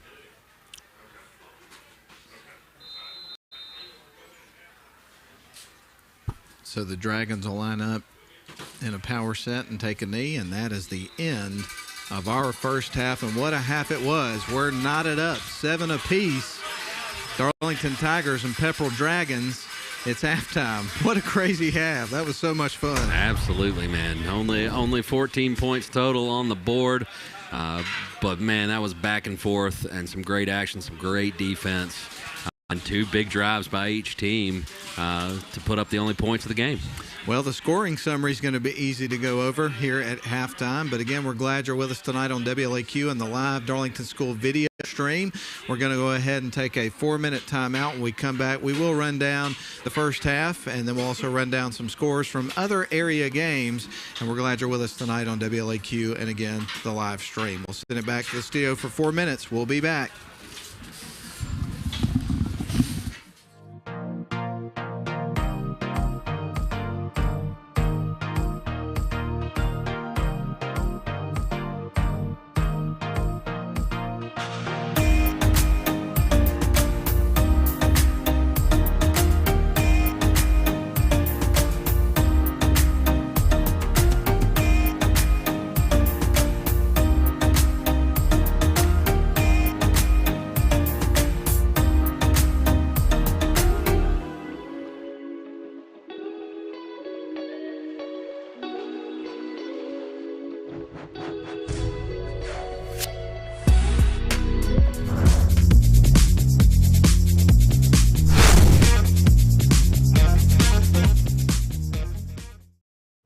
My name is Ryan Somerville. I am the sales manager for Business Water Solutions. We do water purification coolers as well as ice machines for any size business.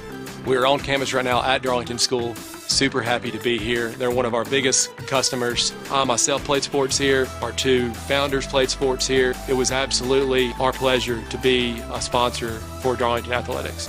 I think one thing that really sets us apart is our water purification. There's 13 stages. The reverse osmosis part of it has been a huge part of our success, along with our 24-hour guarantee for service calls. So when a customer does call us, we're guaranteed within 24 hours. We were able to provide a touchless water system to make it more COVID-friendly in terms of germs and touching the water system. One thing I always say is we're not selling a product, we're selling our service. That's what we really push for every single day, is to have a customer service experience like they've never had before.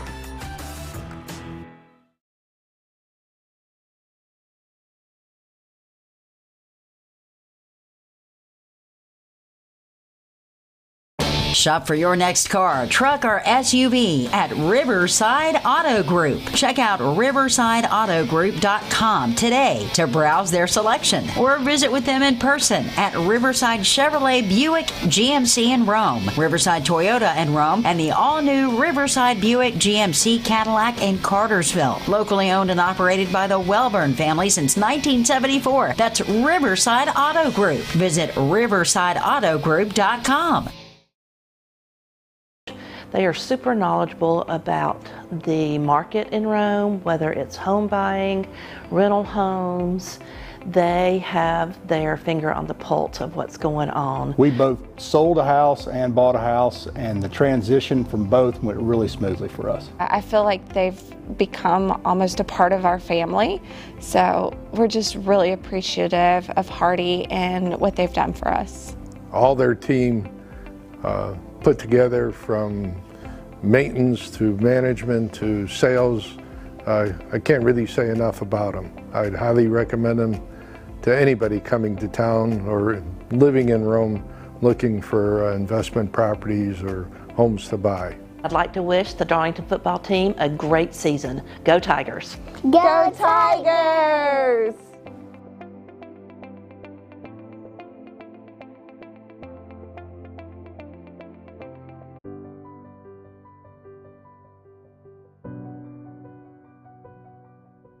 Here, I'm becoming who I want to be. Here, I am looking toward my future. Here, we learn from our failures so that we may soon succeed. Here, we're passionate about learning and trying new things every day. Here, we search for new perspectives and cultures so we can better understand the world. Because at Darlington, we know we're in the most trusted hands.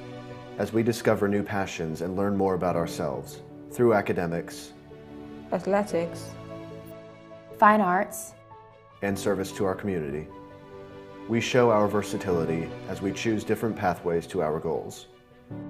This is our home.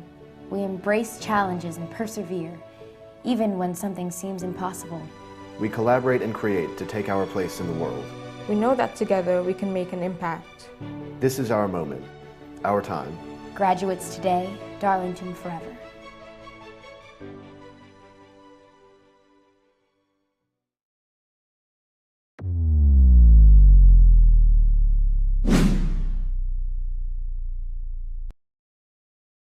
came to life really quick.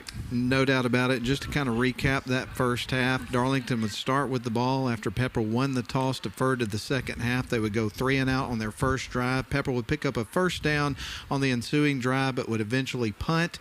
Then Darlington would have the ball driving, would turn over on downs. Pepperell would get the ball back, would have to punt. Another punt for Darlington. The first score of the game didn't happen until 6:07 left in the first half, when finally breaking through would be DJ Rogers on a 24-yard run to pay dirt, and the score had moved to 7-0 after a couple of punts, one for Darlington and one for Pepperell. Darlington would finally come up with their only scoring drive of the first half on the 4-yard pass to Braden Bell to get in the end zone and to even things up after the point after from Ryland Scott to even things up at 7 apiece. There were about 10 seconds left after the score. Pepperell would get the ball, take a knee, and take it to the locker room. They'll get the ball as we start the second half.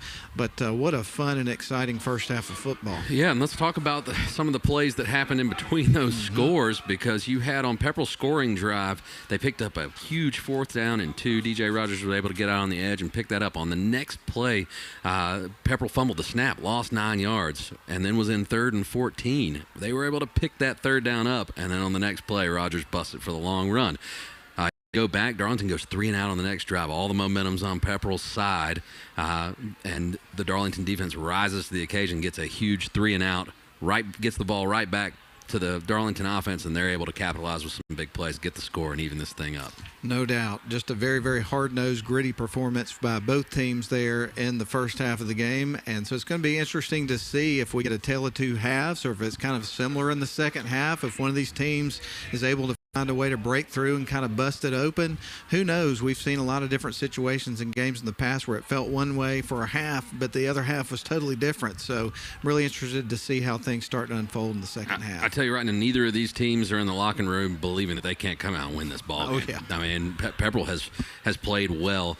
We both felt Pepperell had a chance to make this thing interesting, but they're matching the physicality of this Darlington team, and I don't think we've seen that yet this season. No, I agree with you 100%. Well, one of the things that we mentioned we would do in this segment is look at some other area games. Obviously, for the Darlington Tigers, this is game 8 of the season, so only 2 more regular season games remain. Of course, next week the Tigers are going to go to Armurchie to H.A. Lindsey Stadium to play out at the reservation. That'll be a lot of fun to be back out there. I know you and I have caught a lot of games there over the years. It's been a long time since either one of us have been there to do that. So yeah, it's going to be a nice little homecoming for us. Feel like we cut our teeth out there calling games of the week. So definitely excited to get back out to Armurchie. And then, of course, there'll be a bye week, Halloween weekend, and then after that, there'll be one more game for the regular season. That'll be a home game against Tryon, so good to have that one at home as well. Oh, no doubt about it. This region's kind of tough to read. You see Dade County dominating Coosa tonight. We'll get to some scores here in just a few minutes, but Dade County lost their matchup with Tryon. Tryon went on the road to Coosa and really struggled, only put up 14 points against that Coosa team. Coosa team that is improving by week for sure. Want to make note of that. But Tryon's still in the hunt for this thing, undefeated in the region. They're going to have a say in this. But again, we mentioned it in the pregame. The winner of this game puts themselves in the lead spot, in my opinion. I would agree with that statement wholeheartedly. Well, we've got about 12:18 until we begin our second half. I tell you what we'll do. We'll go ahead and take another break. When we come back, we'll run down some scores from some other area games. But we're glad you're with us tonight, whether you're watching on the live stream at home or if you're out and about tonight, perhaps in your car and listening on the radio. However you're with us, we're just super glad to be here with you tonight and bring you the call of this really exciting football game here at Chris Hunter Stadium. It's your Darlington Tigers and the Pepperell Dragons, all tied up at 7 apiece. We're at halftime. We'll be back in 3 minutes.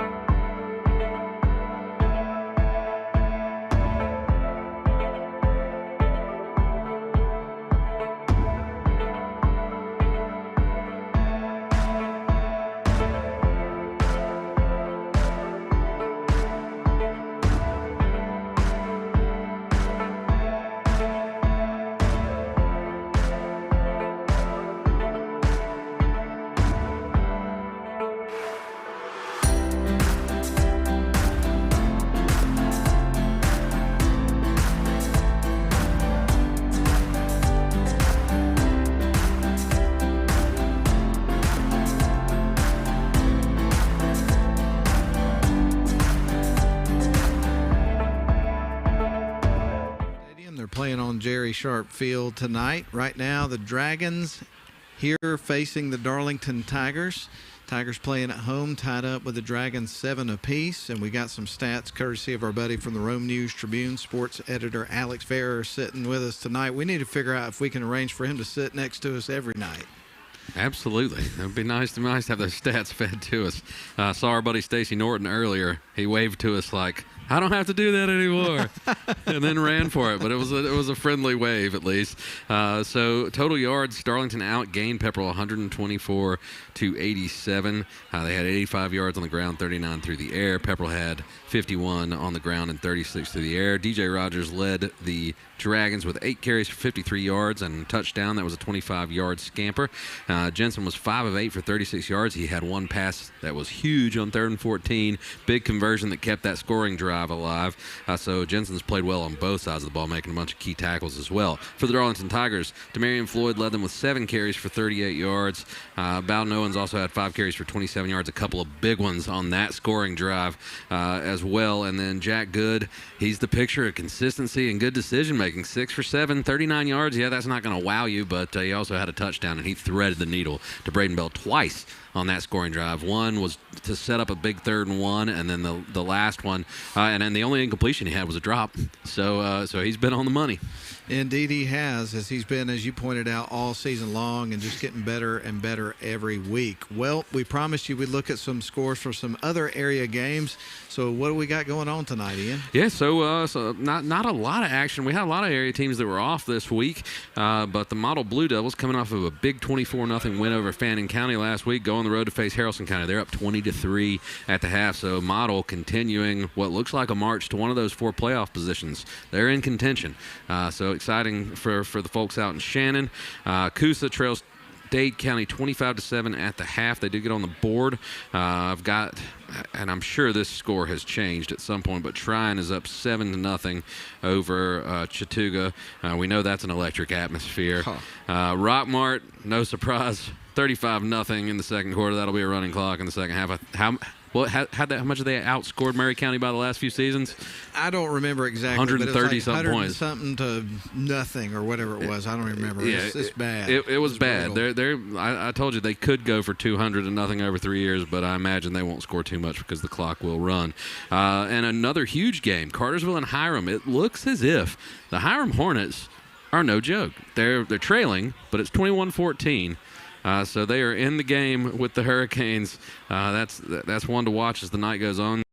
Calhoun leads Woodland 21-0, and I will dig for the Cass Dawson score because that's of interest to you and I. Yes, it is. Of course, Ian has got a 1-game lead on me and our picks this year, so I kind of need that one so we can knot things back up going into next week. And this weekend, in terms of our college picks, I'm down by 3 games, and we've got 3 differences, and we'll see what happens. Normally, when we have 3 differences, there's some splitting going on there in some of those, but we'll see what happens. I mean, I could tie this thing up this weekend. Tie it up.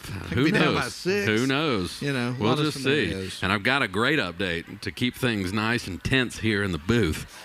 14-14 at the half, Dalton and Cass. It's a tight one. So that game could go either way. Well, folks, here at Darlington School, the Darlington Tigers scored late there with about 10 seconds to go in the first half to get their first score of the game to tie this thing up at 7 apiece. And that's where we are. Darlington 7, Pepperell 7. We're going to go ahead and take a 3.5-minute timeout. When we come back, we'll begin to set the stage for the second half. But again, super glad to have you with us tonight. At the end of the night, the Honeymoon Bakery icing on the cake player of the game. Also, the Rome Orthopedic Center High School football scoreboard show for our radio listeners tonight. And again, we're looking forward to this second half of this football game. It's anybody's ball game. Pop your popcorn, get your drinks, go to the bathroom, and buckle your chin straps. Second half's going to be a doozy. You know, I'm pretty sure people just left them strapped. I don't even know if we got to tell them again. No unbuckling. Yes. All right, we'll send it back to the studio for 3.5 minutes. We'll be back on WLAQ and the live stream.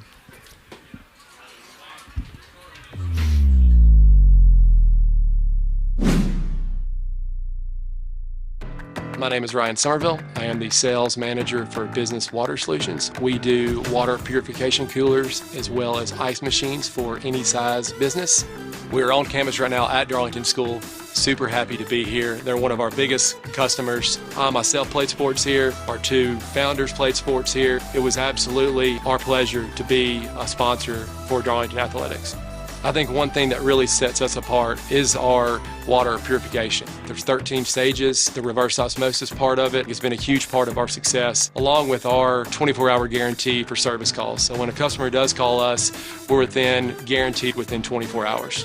We were able to provide a touchless water system to make it more COVID-friendly in terms of germs and touching the water system. One thing I always say is we're not selling a product, we're selling our service. That's what we really push for every single day, is to have a customer service experience like they've never had before. Shop for your next car, truck, or SUV at Riverside Auto Group. Check out riversideautogroup.com today to browse their selection, or visit with them in person at Riverside Chevrolet Buick GMC in Rome, Riverside Toyota in Rome, and the all-new Riverside Buick GMC Cadillac in Cartersville. Locally owned and operated by the Welburn family since 1974. That's Riverside Auto Group. Visit riversideautogroup.com. They are super knowledgeable about the market in Rome, whether it's home buying, rental homes. They have their finger on the pulse of what's going on. We both sold a house and bought a house, and the transition from both went really smoothly for us. I feel like they've become almost a part of our family, so we're just really appreciative of Hardy and what they've done for us. All their team put together, from maintenance to management to sales. I can't really say enough about them. I'd highly recommend them to anybody coming to town or living in Rome looking for investment properties or homes to buy. I'd like to wish the Darlington football team a great season. Go Tigers! Go Tigers!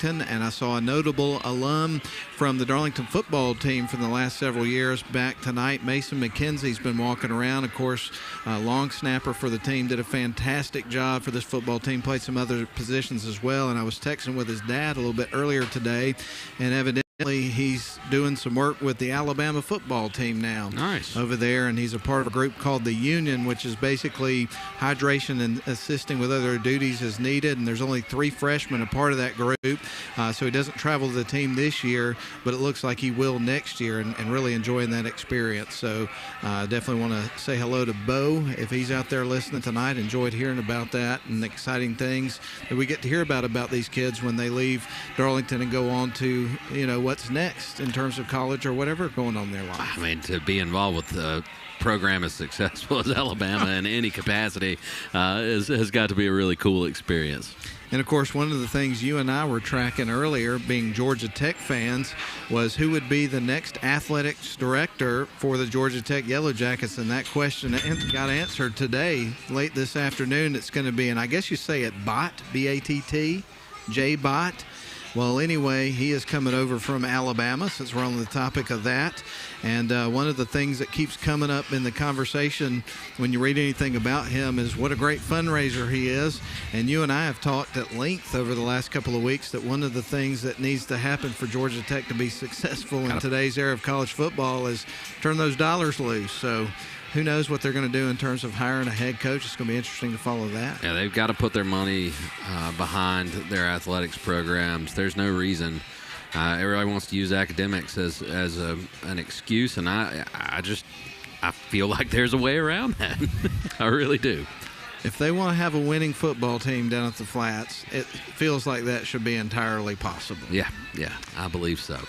But we'll see what happens. Interesting hire, and we'll be following that for sure, as WLEQ is your radio station for Georgia Tech Athletics. We'll have some football coming up on Thursday as Georgia Tech gets ready to host Virginia, and it looks like we're going to be there. Yeah, we're toying with the idea of going. I was looking at the weather report. Looks like it might get down even like maybe low 40s. Ooh, that would be glorious. Get a hoodie on, go down and watch the Yellow Jackets play, and playing some good football under Brent Key.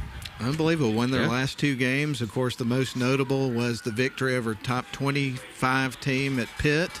And then last week coming up with a victory as well over Duke, an overtime game, which was really exciting. So, it's been a lot of fun the last couple of weeks. It has. It'll be interesting to see where Bott decides to go with this coaching hire, not Bill O'Brien.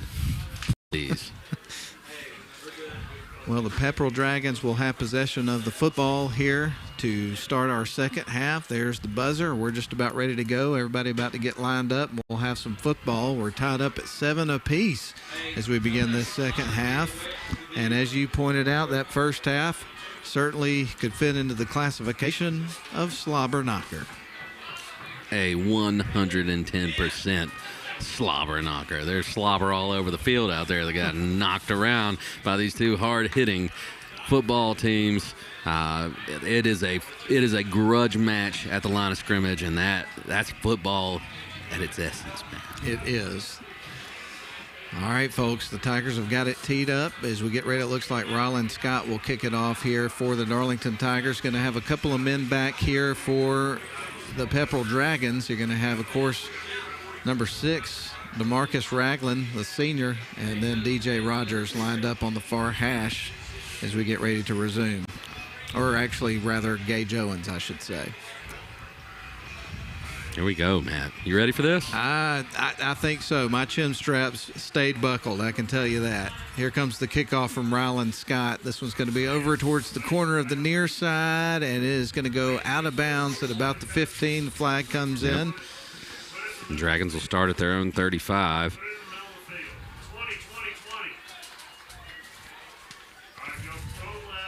So again, tied at 7 apiece as we start our second half. Dragons with good field position. Their only score of the game came on a 24-yard run from DJ Rogers with 6:07 left to go in the first half to put them up 7-0. And then a couple of drives later, the Darlington Tigers will get on the board with just under 10 seconds left to go in the half on a 4-yard pass to Braden Bell. Extra point was good for the Tigers off the foot of Ryland Scott, and they knotted it up at 7 apiece. Then Pepperell Dragons would take a knee and take it to the locker room with this thing tied up. So the Dragons are going to line up with a shotgun formation. DJ Rogers is going to be flanked to the left of their starting quarterback, Eric Jensen, who gets ready to take the snap on 1st and 10 from the 35. He's going to hand it off to DJ on the first play, bounces to the left, breaks a few tackles, stays up and gets about 12 yards. What a hard run that was. My goodness, Joel Lewenberg had to hold on for dear life there to bring him down. He almost popped that for a touchdown. Impressive run by DJ Rogers. Yeah, you hold your breath, no doubt, every time he gets the ball. 47-yard line is where the ball is going to be after that pickup from DJ on first down. Going to send 2 wide receivers to the far side, 1 in the near. Jensen getting ready to take the snap from the gun. He's got the ball in his hands, pulls it down, goes back to DJ Rogers, and they have a hard time wrapping him up there on first contact. He's able to get about 2-3 yards after contact. Yeah, he hit the L1 button there. I mean, that's a PlayStation juke if I've ever seen one. He's tough to get to the ground, man. They looked like they had him for a loss. He ended up picking up 3 yards. That brings up 2nd down and 8 here for the Dragons, and they will line up at the 48-yard line on their side of the field, threatening to move it into Tiger territory with this game tied up at 7 apiece with 11 minutes to go in the third quarter. Jensen motions Rogers. They're going to hand it to, nope, they're going to run it off to the near side. Jensen stays up and gets about 4 yards there. Jensen's a good change of pace here. You know, you get a heavy dose of Rogers, and that's where you're looking for the ball to go, and that time they had Rogers in motion coming on that jet sweep. He faked it and kept it and picked up some good yardage, setting up a 3rd down and 4. Clock ticking down to 10:40 now here in the third quarter. First drive of our second half with this game tied up. Going to send 2 wide receivers on each side of the formation. Rogers remains in the backfield with Jensen. And Jensen gets set to take the snap from the gun. Man motions from left to right. Here comes the snap. They're going to give it off to Rogers, and he will run it up the middle. I don't think he got it. Got about 2 or 3 yards. Going to hit the line to gain, and that's going to bring up 4th and short. Yeah. Will they go for it here? Good defense there by Darlington, and it's decision time for Pepperell. Right around midfield, they're going to send the punt team on, it looks like. Yep. And if you're Darlington, you want to be in a safe set here. This is definitely an area of the field and a down and distance where the fake is in play. Gage Owens is going to be standing almost in the middle of the field, about the 40-yard line, as he gets ready to take this snap, and they will punt it away. Ball is off the side of his foot. It's going to roll down to about the 10. Will be fielded by Shirey. Cuts up towards the middle of the field to the far sidelines. He'll run up the sidelines, find some room to run. He's at the 40. He's at the 50, across midfield before they bring him down right at midfield. My goodness. Alan Shirey does it again. He has been outstanding returning punts and kickoffs this season. That one he had to short hop. Looked like he was hemmed in, but he cut it back and went the other direction and tightrope the sidelines and picked up 40 yards on that return. Last week he had a 65-yard kick return for a touchdown. And he's always, as we talk about, a step away from the start of breaking a big one. Brings up 1st and 10 with the Tigers starting at the 50-yard line right at midfield. They will line up in the gun. Bowden Owens is going to be in the backfield here with Jack Good. Everybody in tight. There's the snap. They're going to go to Eli Thompson. He'll pass it. Ball on the way to Braden Bell. And he is going to... It's going to be incomplete. I thought we were going to see a flag there, Ian. They let him play. The ball was a little underthrown there on the trick play, and Bell was trying to make his way back to it. I don't think there was anything malicious there. I kind of like the fact that the refs just let it play. I know if you're a Darlington fan, you're like, shut up, Ian. It was pass interference. But I think they got the call right there. So the pass is incomplete on the trick play from Good. It was to Thompson. He put it in the air, threw it to Bell. There's some hands in there. A little bit of contact for sure. But this brings up 2nd and 10, and regardless of the situation, it's on to the next play. Right. It's going to be an empty backfield, 5 wide receivers, trips to the near side, 1 motions to the left. There's a pass that way. It's out to Eli Thompson, and he is going to get a good chunk of yards down about the 40-yard line. The chains are moving. So Parker and Lundy first down for the Tigers, and obviously they went in the locker and said, let's get Mr. Thompson some touches. Looks like they marked him a little bit short, Ian. Well, they did. Nope. No, they should have moved the chains. Yeah. He was up. He rolled over on the defender and got that easily, I thought. So that indeed is a Parker and Lundy first down for the Tigers. Their first of the second half. Tigers with a 1st and 10 from the Dragon 40. We're tied up at 7 apiece. Tigers looking to change that here. 4 wide set, 2 on each side.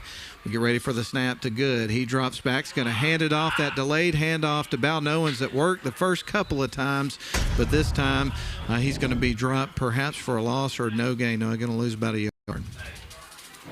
So after they pick up first down with the little screen pass to Eli Thompson, the Dragons respond by getting into the backfield and putting the Tigers behind the chains in 2nd and 11. DeMarion and Floyd and also Joel Lowenberg out for this package. Lowenberg's going to line up in that sniffer position on the left side of the formation. There's the snap. D-Man Floyd takes the ball, stays up, lowers his shoulders, and picks up about 3 or 4 hard yards. And two running backs met each other there as DJ Rogers lowered the boom there on DeMarion Floyd. And that's up a 3rd and 7 for the Tigers from the 37-yard line.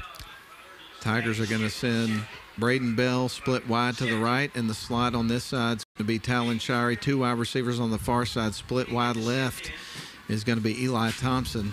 DeMarion Floyd in the backfield. He'll be moved off to the right side of the quarterback. Good. He'll put it in the air, connects with Talon Shirey, stays up, breaks the tackle. He's inside the 20, the 15, 10, and they haul him out of bounds just before he got it inside the 10. What a great pass to Talon Shirey and a great run after the catch. Absolutely. A rock there from Jack Good. A little read option fake, and then he hits Shirey quickly. Shirey makes 2 guys miss and then carries DJ Rogers another 9 yards. Did they get to the 10, or can they get a first down inside the 1?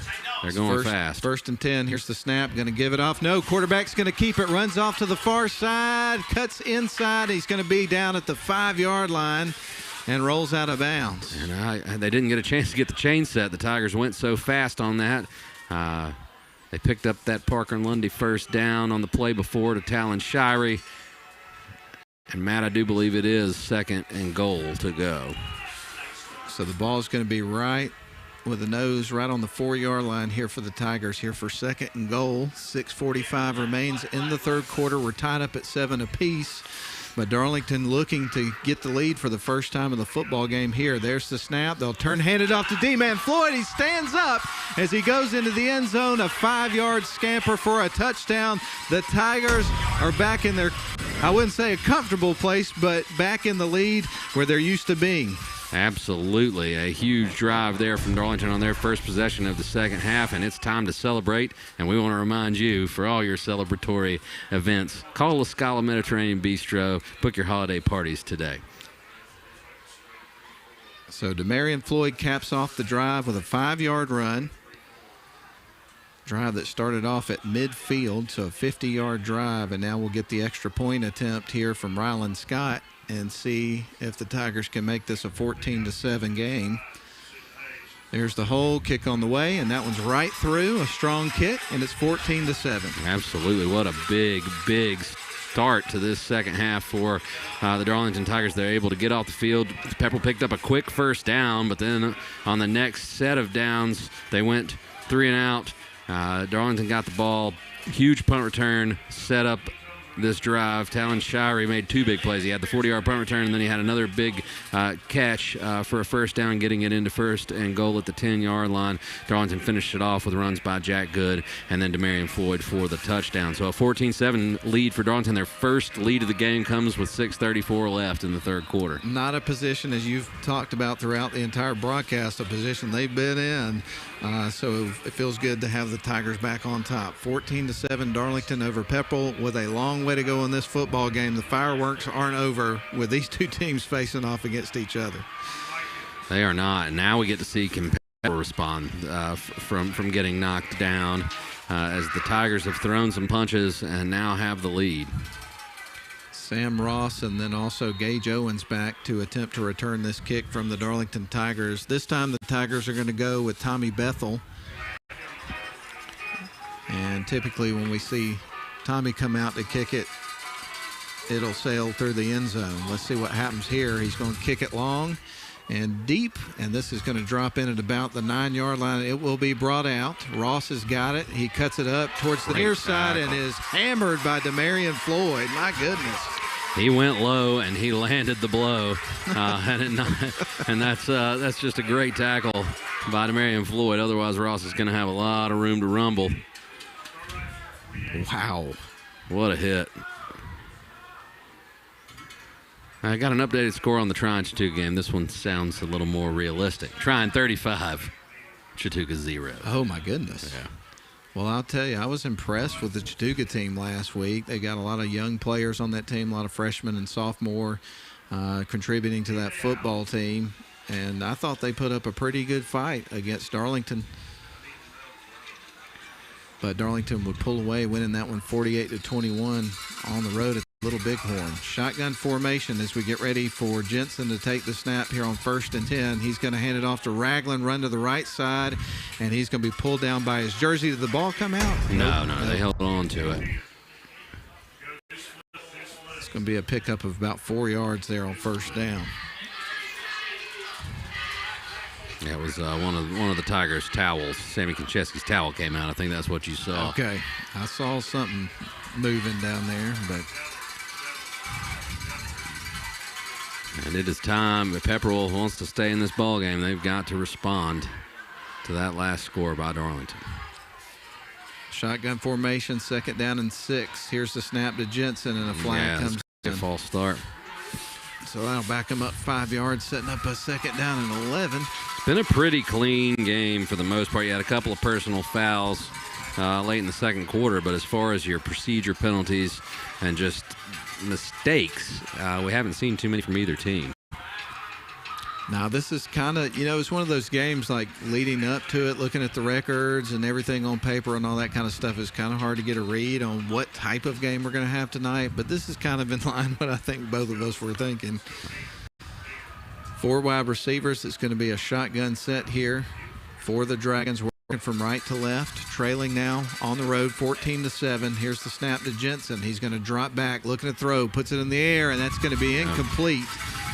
Coverage was all over him, McKay Rush. Yeah, great job by McKay Rush to get in there, put his hand on the ball and break that pass up. So 3rd down and 11. McKay's mom is the girls basketball coach for Darlington School, varsity team. Dad played football at Pepperell. Good buddies with Clay Graham, the broadcaster for the Pepperell Dragons. Trips to the near side for the Dragons here on 3rd and 11. Ball's in the air on a screen pass, and he hits him right away. Ball came out. He never caught it. He never had control of the ball, so that'll be incomplete, setting up a punt situation as the Dragons get ready to punt it back to the Tigers. And that was McKay Rush. Again, he had the pass breakup on the play before. That time he read the screen and absolutely blew it up. He was pumped up, and he deserved to be. That was a heck of a play, and a 3 and out. Forced by this Darlington defense. They're getting the offense the ball back with a chance to really seize momentum. And the ever-dangerous Talon Shirey stands back at the Darlington 40, waiting for an opportunity. Will he get it? We'll see what happens, but I got to tell you, man, this feels like a seismic shift in the momentum in this football game. That's going to be off the side of his foot. Oh, my goodness. And that is going to give great field position to the Tigers as it just dies right at the 35-yard line. Not at all what he was wanting to do there. No, that was an absolute shank, Matt, and a fortuitous play for the Darlington Tigers. They didn't even have to get a big return to have excellent field position. That ball is sitting square on the Pepperell 35, and Darlington will look to go in and get a 2-score lead. So Darlington with a golden opportunity they will try to take advantage of here, leading at home 14-7 with 5:12 left to go in the 3rd quarter. After tying the game up just before everybody went to the locker room at halftime. Got a stop out of the locker room to get the ball. Picked up a score from Demarion Floyd for the only score of the half so far. Man goes in motion. There's the snap. They're going to play fake. Here's a pass on the way towards the end zone. Eli Thompson all alone. It is a touchdown, Darlington Tigers. On the first play, a 35-yard pass into the end zone. Jack Good to Eli Thompson, and the Tigers are up by 2 scores. My goodness, what a play. And you could see it when Good stepped into his release. Eli Thompson was running miles behind the defense. All he had to do was lay that one out there. Easy pitch and catch for a touchdown, and Darlington has seized momentum in this game, 20-7 with the PAT pending. All right, so now the Tigers will run back to the line of scrimmage, see if they can tack on this extra point, and as you pointed out, make it a 21-7 football game, and a big shift of events here for the Darlington Tigers as we get ready for Rylan Scott to try to punch it through. Here comes the snap. The hole looks good from Konchesky. Kicks on the way. It's automatic tonight, folks. 21-7. And you can hear it. Tigers fans are celebrating. And that scoring celebration is brought to you by La Scala Mediterranean Bistro. For all your celebratory events, call La Scala. Book your holiday parties today. We wouldn't be here without our sponsors, will we, Matt? We would not be, and that gives us a great opportunity down the line to thank our radio sponsors for making it possible for us to provide you the audio content on the radio, and then, of course, which we feed to the live stream, but Atrium Health Floyd, Honeymoon Bakery, and the icing on the cake player of the game. We've been doing that for over a decade. Riverside Auto Group, Avery Drugs, Georgia Northwestern Technical College, Harbin Clinic, Parker and Lundy, Rome Orthopedic Center, Ware Mechanical, and as you just mentioned, La Scala. Yeah, we appreciate you guys. We love being here on Friday nights. Couldn't do it without you. No doubt about it. Well, we got 2 men back deep. the Pepperell Dragons will, and one of them is going to be Gage Owens. The other one to the near side on the near hash, well, that's going to be DJ Rogers. Certainly don't want to kick it in his direction if you can avoid it, for sure. Yeah, I think Bethel, there's no wind tonight, so we'll see. I'm sure Mr. Bethel's going to try to put this one out of the back of the end zone. I think that's a good idea.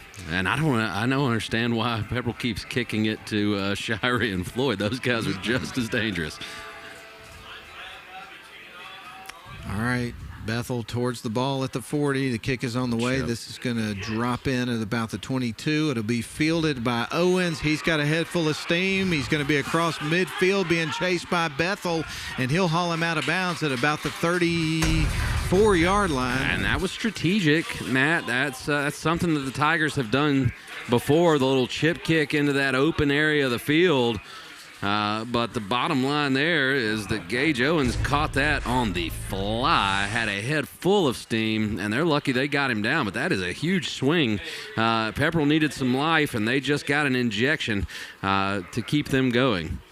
So the Dragons are going to start this drive at the 33-yard line on the Tiger side of the field. Tigers with a couple of quick scores here in the third quarter to lead it 21-7, but the Dragons are punching back. There's the snap to Jensen, a handoff to DJ Rogers, and he is hit immediately. Takes about 3 or 4 guys to haul him in, but they get him down and on a short gain. And at this point, at this stage of the field, it's 4-down territory for Pepperell. I would not imagine them punting it away even on a 4th and long. So 2nd down and 9 here for the Pepperell Dragons, trailing 21-7, 4:30 left to go in our third quarter. Shotgun formation for the Dragons. Going to send a wide receiver on each side of the formation. Otherwise, everybody else is in tight. There's the snap. Going to hand it off to Ragland. He stays up, stutter steps, cuts to the left, and he picks up a good chunk of yards there on that 2nd down play. 3 yards and a cloud of dust is what they're going for here. Pepperell Dragons trying to grind one out, see if they can get on the board, climb back into this ball game after 21 unanswered points from the Darlington Tigers. 3rd down and 5 from the 28. Dragons started this drive on the Darlington 33-yard line. Here's the snap to Jensen. And he's going to turn, hand it off. They'll try to go with the trick play. Ball's not loose. It's picked up by Gage Owens, and he's dropped for a massive loss. My goodness. Oh, my goodness. It's getting rough here. I'll have to see what happened on the replay. They tried to get fancy. And it blew up. It did. The camera followed the ball, so I cannot tell you how things unfolded. Back away from the play, but the refs will have to sort this out. Coach Atha over here reeling his guys in, getting them off to the sidelines. And the refs, as you mentioned, right now having a conference at about the 40-yard line, talking this over, and how everything's going to shake out, we'll know here in just moments. Well,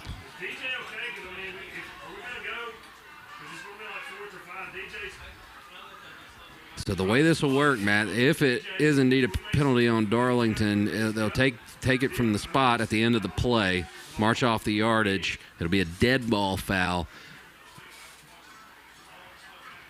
And that would still be 4th down. So here we go. Here's the call. Personal foul on Pepperell. Personal foul on Darlington. That's the way I saw it, too. Looking at it in real time, couldn't see it on the replay. But those guys were going at it. And so they're going to offset, and the ball should stay where it was spotted at the end of the play.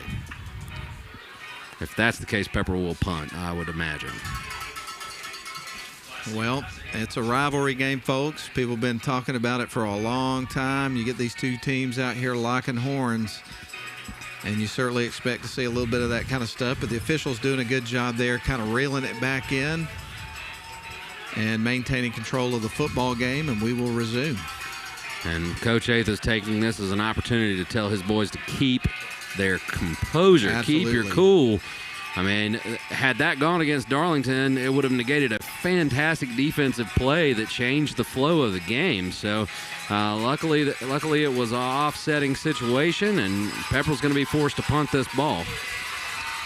So after the big loss there, Pepperell will punt the ball away. Gage Owens is standing at the 42-yard line here on the near hash as he gets ready to take the snap. Showery's back there about the 10-yard line for Darlington to attempt to field the punt. Here comes the kick. It's going to be a spiraling kick, and it'll be fielded by Showery after signaling for the fair catch, and he'll have it at about the 15-yard line. Huge swing and momentum there.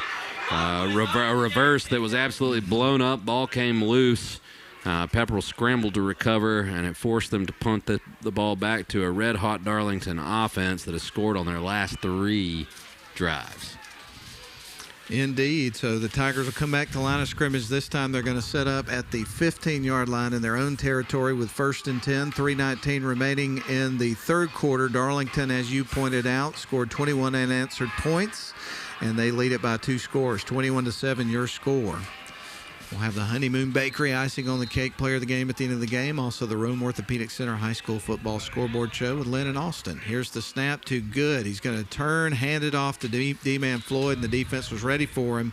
And that'll be a short gain, if anything. Absolutely nothing on that play. Great defense by Pepperell. Yeah. About a yard. Score you're going to like, Matt Cass has the lead, 21-14 in the third. That is a tough one to call, man.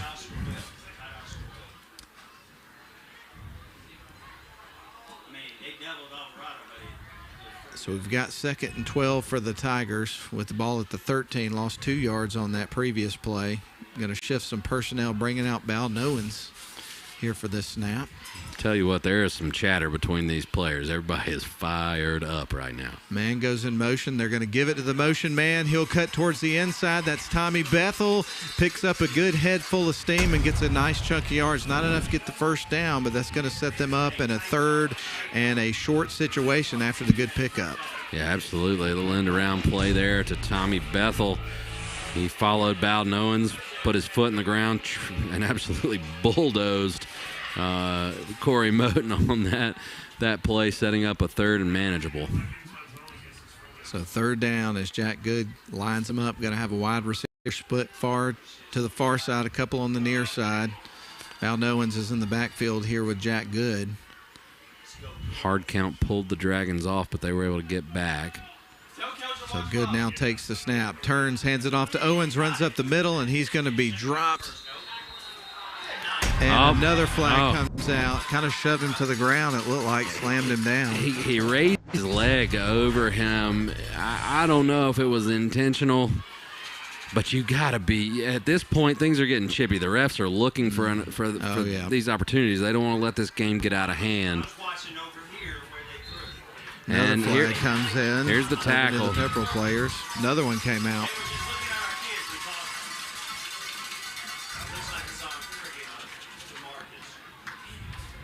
This one was against one of the Pepperell players because the official was standing there literally looking right at them and threw that flag, so something was said. Hey, you need to send somebody in if Alvarado's not listening to the game. I tell you what, man, they're just losing their cool here. He just gave us a penalty. And it's to the point right now, you're still in the game. If you get an opportunity to take a timeout and gather your team and tell them to keep their composure, you don't want to give a game away with silly penalties. But you're right. Definitely a tip of the cap here to the officials as they attempt to try to keep things under control here. And that's 2 penalties. 2 penalties.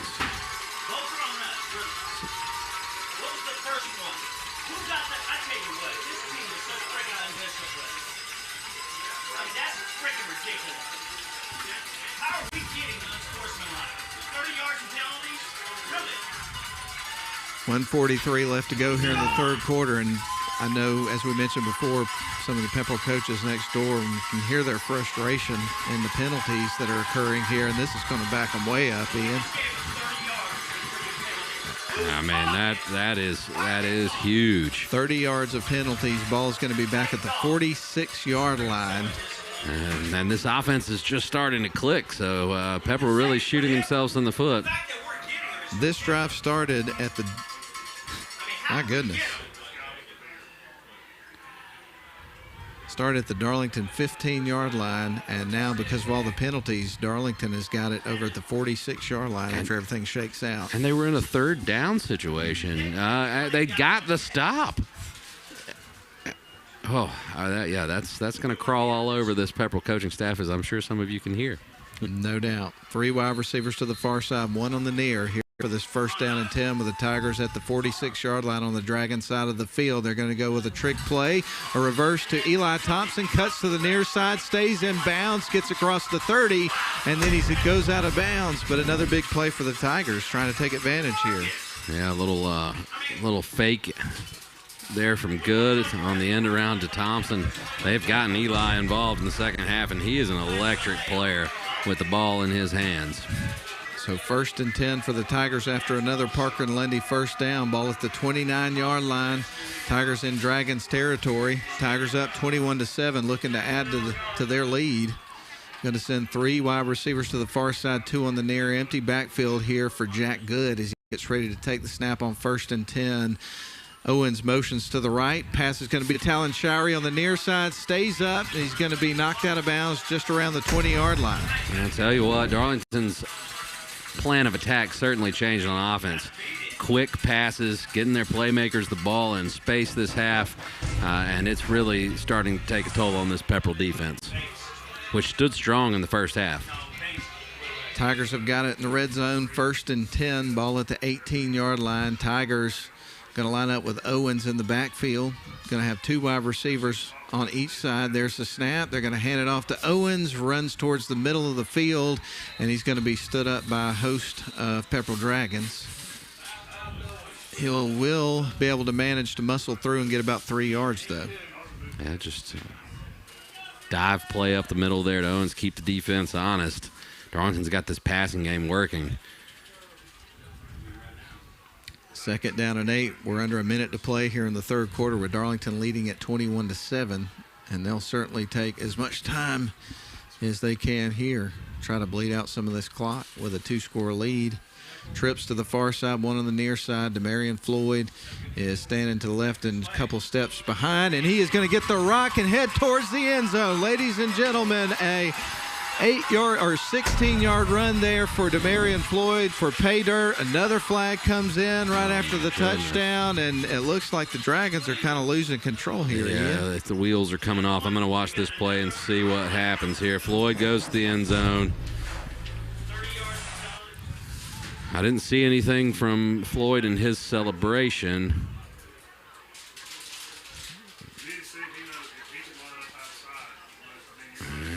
Yep. I can't see anything on the replay. We'll see what the call is.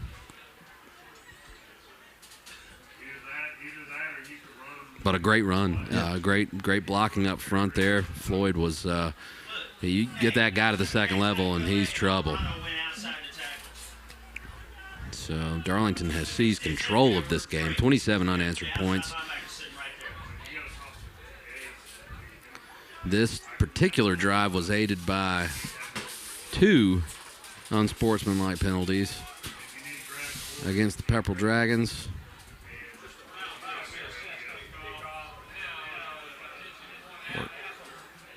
Personal foul will be assessed on the kickoff. We get ready for the point after here from Ryland Scott to make this a 28-7 football game. If he can punch it through, he's been automatic so far tonight. That one's blocked, and it's going to fall short, so the score remains 27-7 in favor of Darlington. And again, reason to celebrate for Tigers fans, so we encourage you for all your celebratory events to call the Scala Mediterranean Bistro. Go ahead and book your holiday parties today. Fantastic restaurant. If you've never been, you got to check it out. So with 34.5 seconds left to go in the 3rd quarter, D-Man punches one through, and the Tigers lead at 27-7. Was that an 8-yard run on that touchdown carry? Yes, it was, Matt.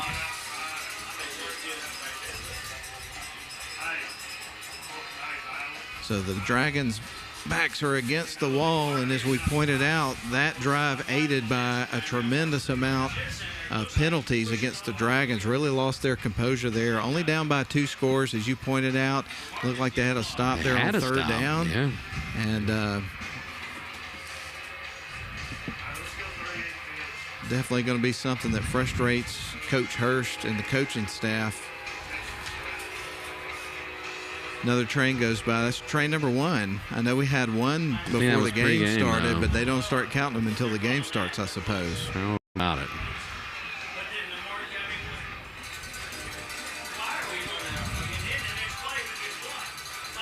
Great day of college football tomorrow, Matt. You looking forward to any of those games? A lot of them, man. It's going to be a great day. Here comes the kick from the 45-yard line. It's going to sail out of the back of the end zone, and that'll make the Dragons have to go 80 yards for an opportunity to score. One game I'm looking forward to being the Jacksonville State alum is they're playing North Alabama over in Madison, Alabama, just outside Huntsville at the home of the Trash Pandas on a baseball field. Okay. Which is kind of unusual. And one of the things I saw today posted online is the way they configured the field. One of the end zones, there's no room behind the goalpost. So basically it's going to be a one-directional game. Every team that has the ball on offense is going to be, working in the same direction, which is kind of crazy. That is strange. How are the Gamecocks doing this season? They've only lost one game, and that was to Tulsa. There's going to be a pitch to the right to DJ Rogers. He is going to find a bit of room to run, picks up about 4 yards, and that's going to set up 2nd and 6. Just a little toss sweep to Rogers. Guy runs hard, man. He doesn't take a play off. There's no doubt about his talent and effort. 15 seconds left in the quarter. We may have seen the last play of the third quarter. 4 seconds. Yep, they won't take a snap, and we'll get ready for the fourth quarter. Well, at the end of 3 quarters of play, the Darlington Tigers have answered back with 27 unanswered points, and they lead the Pepperell Dragons here at Chris Hunter Stadium 27-7. As we get ready for the fourth quarter, let's step out for 1 minute.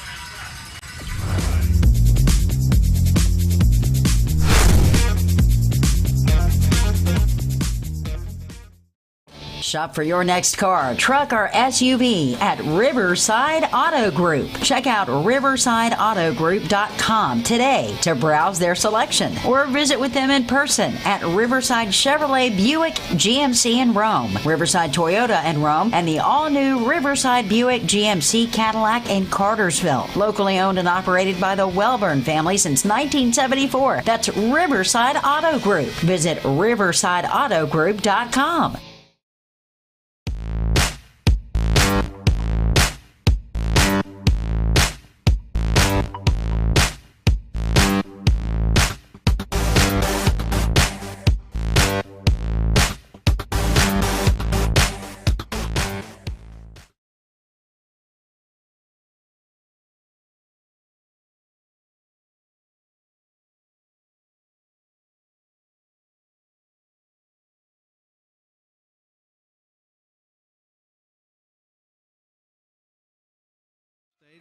Enjoying some football here on a Friday night in the middle of October the 14th. It's game 8. Darlington Tigers looking in pretty good control of this game right now, but still another quarter to play as the Dragons will line up with 2nd down and 5. And DJ Rogers, man, he's got a crease. He's out to the 40s across the 50-yard line before they get him out of bounds at about the 48. 4 flags coming in. That one's on Darlington. That was well out of bounds. And they laid the wood to Mr. Rogers. So that'll move it 15 yards further down the field.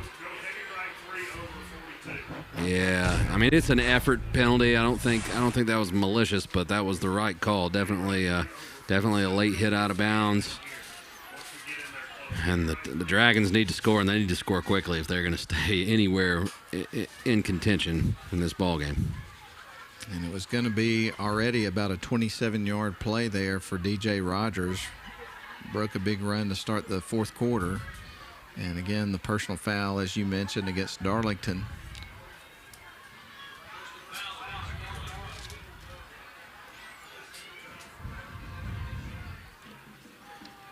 And like you said earlier, Matt, that wasn't an unsportsmanlike, but in a game of this nature and magnitude, and with as much as there is on the line, you expected to see some chippiness, and it's existed. Definitely. Again, we've talked about this a lot throughout the broadcast. You know, as soon as this region was announced, this game was circled immediately by the fans and by a lot of people, no doubt about it. Shotgun formation, 2 wide receivers to the near side here for the Dragons as Jensen gets ready to take the snap. He's going to turn, hands it off to DJ, and he is going to be brought down very quickly for a loss. Good defense by the Highland Thomas. By the Tigers.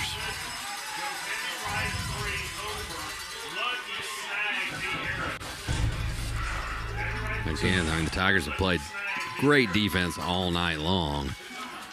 If they can stand tall here, the offense will have a chance to ice this game away.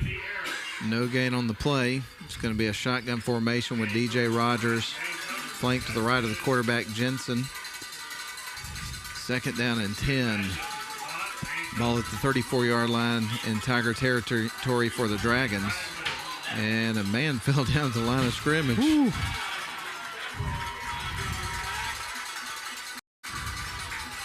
So that'll back him up 5 yards.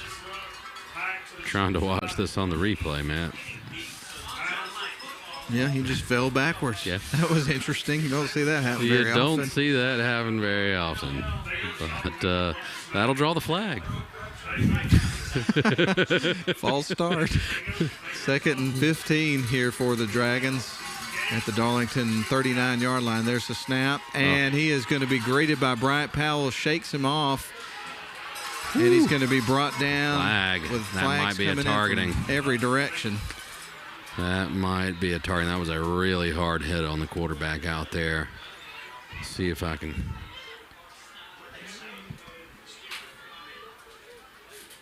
Oh, no, it's going to be a block in the back. There was a Pepperell player that came in and cleaned out it. Oh, yeah. Seeing it clearly on the replay there. That was an absolute blindside. And another 15-yard penalty will go against the Dragons.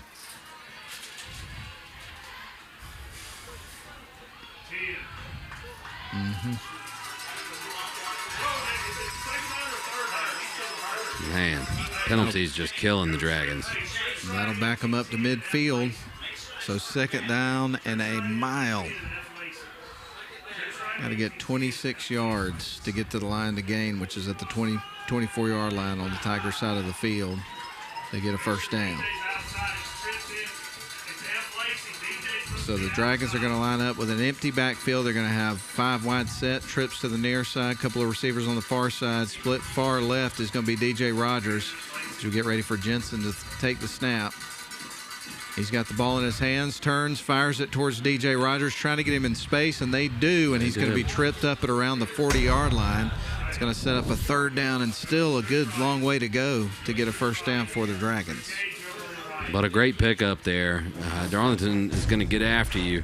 So Pepperell's definitely trying to take advantage of that, get the ball out of Jensen's hands quickly and to their playmakers. And they've got some, man. They've got some guys who can definitely make you miss. 3rd and 15 here for the Dragons. As you get ready up, I believe man jumped into the neutral zone there. That'll be encroachment on the Tigers, a 5-yard penalty, so that'll give them 5, and that'll set up a 3rd and 10 after they march off the penalty yards. So penalty helps the Dragons for once. They did get a late hit not too long ago, but it's just been a litany of hankies for the black and gold. So the Dragons with the ball at the Tigers 35 with 3rd and 11. Here comes the snap to Jensen. He's rolling out, looking to throw, and he's going to tuck the football and run it. He is going to be brought down. I think a little shy of the line to gain. Yeah, it looks like a yard. Yeah. But they will go. Well, obviously, absolutely. It's 4th and 1. You're down 20 points. You roll the dice the rest of the way. So it's 4th and 1 for the Dragons at the Tigers' 25-yard line. And they're going to line up with DJ Rogers in the backfield here with quarterback Eric Jensen. And here's the snap. Quarterback's going to run it. He finds a seam on the left side. He's going to be tripped up by Eli Thompson.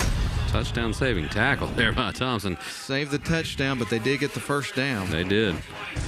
They were going to try to sneak it, and initially it wasn't there. Jensen had the wherewithal to bounce that out to the outside, and Thompson was falling backwards and just hung on for dear life, saving a potential score.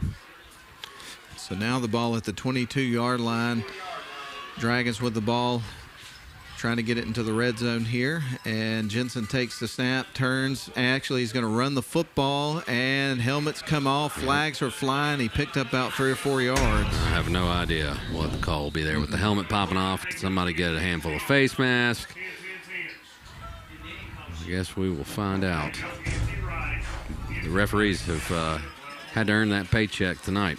Big time. Model wins their game tonight over Haralson County, 34-3. They've dominated the last couple of weeks. Good for the Blue Devils. Doing well, man. You want to know the score of that Cass Dalton game? Yeah, something tells me, and I'm not going to like it the way you said that. 28-21 Dalton in the fourth quarter. It's going to be hard to call these games together if I don't want to talk to you. Penalty win against Dalton, or win against Darlington. So now the Dragons, after the penalty, are going to have the ball inside the 10 with 1st and goal. Ball's going to be at the 9-yard line. Shotgun formation, empty backfield here for Jensen.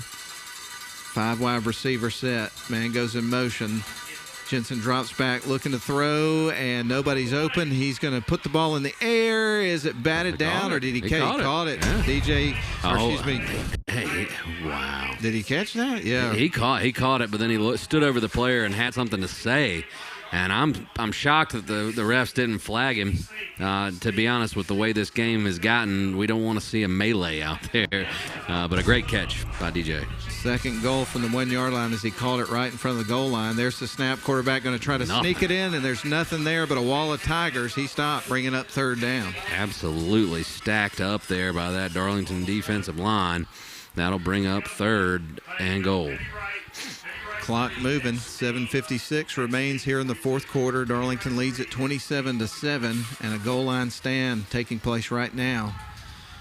Pepperell Dragons with the football. This time they're going to line up in a shotgun for 3rd and goal. DJ Rogers is going to be flanked to the right of Jensen, their quarterback. Man motions from left to right. There's the snap. A little bit of a difficulty on the exchange, but he's going to go into the end zone standing up, and he picks up a 1-yard run for a touchdown. DJ's 2nd score of the game.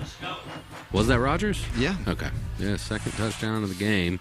And this thing's not over yet. So a 1-yard run, 1-yard plunge there for DJ. And I'm not sure if they're going to kick or go for 2 here. They're going to see what look they get. Looks like they're going to kick. Yeah.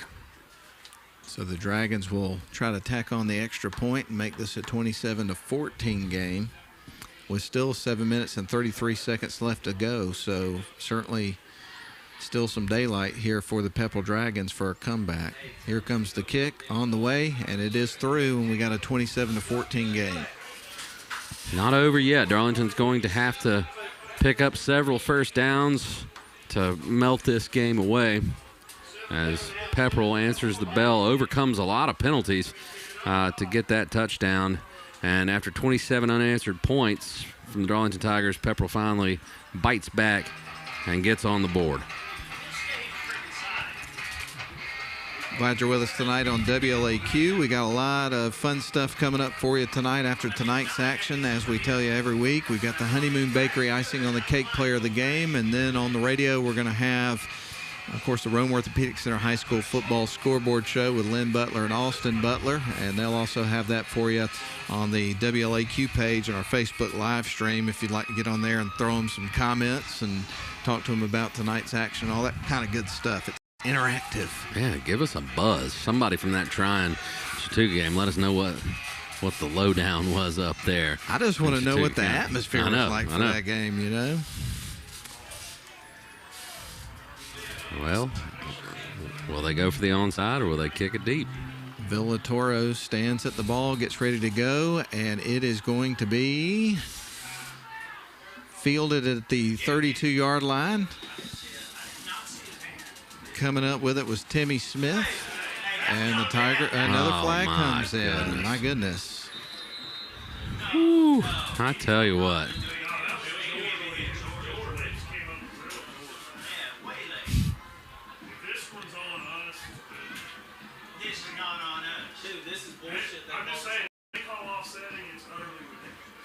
Here we go. Get ready for some color if this one goes against the Pepperell Dragons. And again, we've got a couple of the coaches from Pepperell sitting right next to us in the booth right to our left, and there could be a reaction. You're right. Which way is it going? It's against the Tigers. Yeah, it's against Darlington. Yeah. Okay, all right. I didn't see it. Oh, some coachable moments here on both sides. But a costly penalty for the Tigers, losing their cool. This game is not over yet. No, it's not. So now the ball is going to be on the 15-yard line, is where the Tigers will start this drive, leading at 27-14. Going to have a couple of wide receivers to the far side, one to the near, as Jack Good gets them lined up with Demarion Floyd in the backfield with him. And needing a big, long, time-consuming drive here to try to ice this football game. We'll see what happens. Jack Good, get ready to take the snap. He's got it in his hands, turns, gives it off to Demarion Floyd, runs it up the middle, and he's going to be stopped. Might have got a yard, Ian. Yeah, excellent play there from big number 72, Parker Glenn. And for most of the night, this defensive front for Pepperell has played really well. Yes, the Tigers have had some success in the running game, but I really think that the passing game is what opened up a lot of those running lanes. So a good effort from the Dragons, but you mentioned the conditioning of the Tigers, and has that played a role in the success they've had on offense in the second half as compared to the first? You have to think that might be the case. Going to have two wide receivers on the far side. You will have Braden Bell and McKay Rush on that side, one on the near side.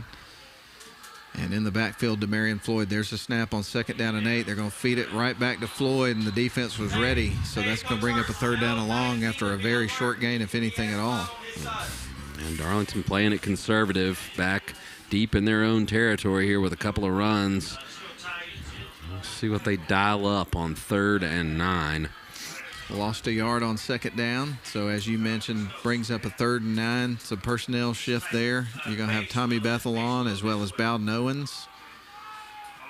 D-Man Floyd will check out of the game.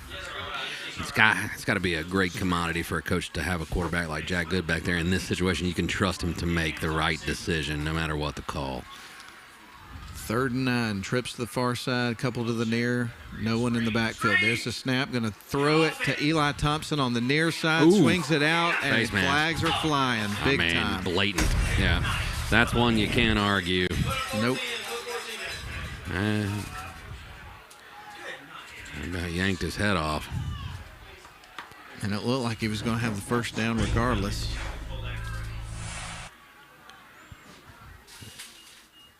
Yeah, I'm watching it on the replay here. They had to, but I mean, grab and tug, that is dangerous, and that's why it's a 15-yard penalty. So Parker and Lundy 1st down with 15 bonus yards at the end, and Eli looks to be okay. Most important of all. Yep, definitely, man. So a big play there and penalty. So the ball's at the 41-yard line. Darlington working from right to left, leading it at home 27-14 with just under 6 minutes to play in the football game. Joel Owenberg on now for Tommy Bethel.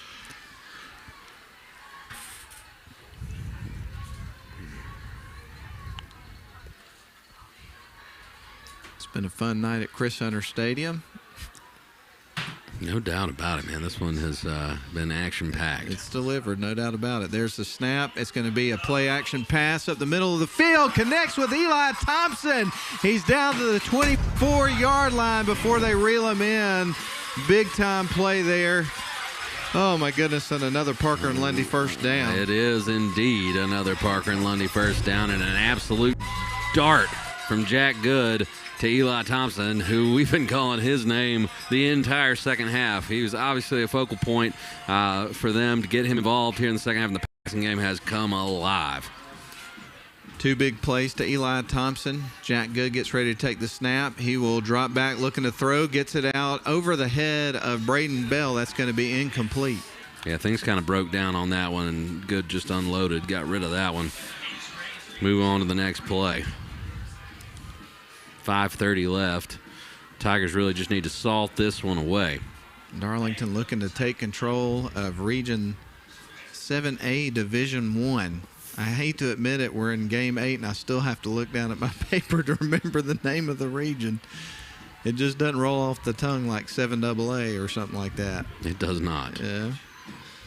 7A Division 1. Yes, 7A Division 1. I'm going to get it. Me too. Before the season's over. Shotgun formation, the handoff to Bowden Owens, runs through the line of scrimmage and picks up a good chunk of yards there on first down, keeping that clock rolling. We are approaching the 5-minute mark here in the fourth quarter. Tigers maybe in 4-down territory, depending on what they pick up here.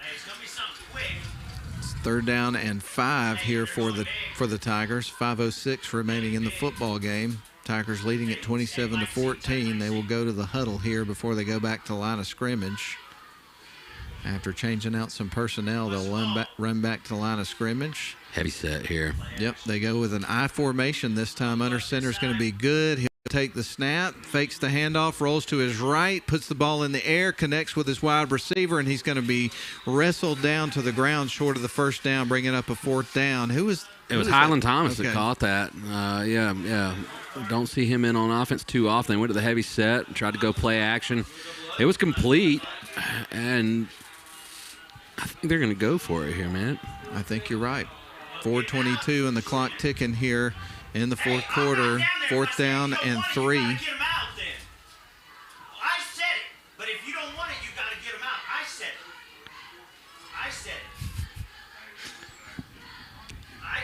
Because right now, that's big play here. Yes. If Pepperell can get the stop, they have all 3 timeouts. They aren't a quick strike offense, but they've got some big playmakers who can score quickly if they find a crease. All right, this is 4th down and 3. Ball at the 18-yard line. And we're going to have a timeout. Yeah, Yep. A little bit of confusion there. So the timeout is called. 3:45 left to go in the game. Darlington 27, Pepperell 14. We're going to step out for 30 seconds on WLAQ. Darlington football would like to thank the following sponsors for their support of this year's live stream. Business Water Solutions, Coosa Steel, Hardy Realty, Riverside Auto Group, and Atrium Health Floyd. Thank you for your support. This broadcast is a production of Northwest Georgia Media. Thank you for watching.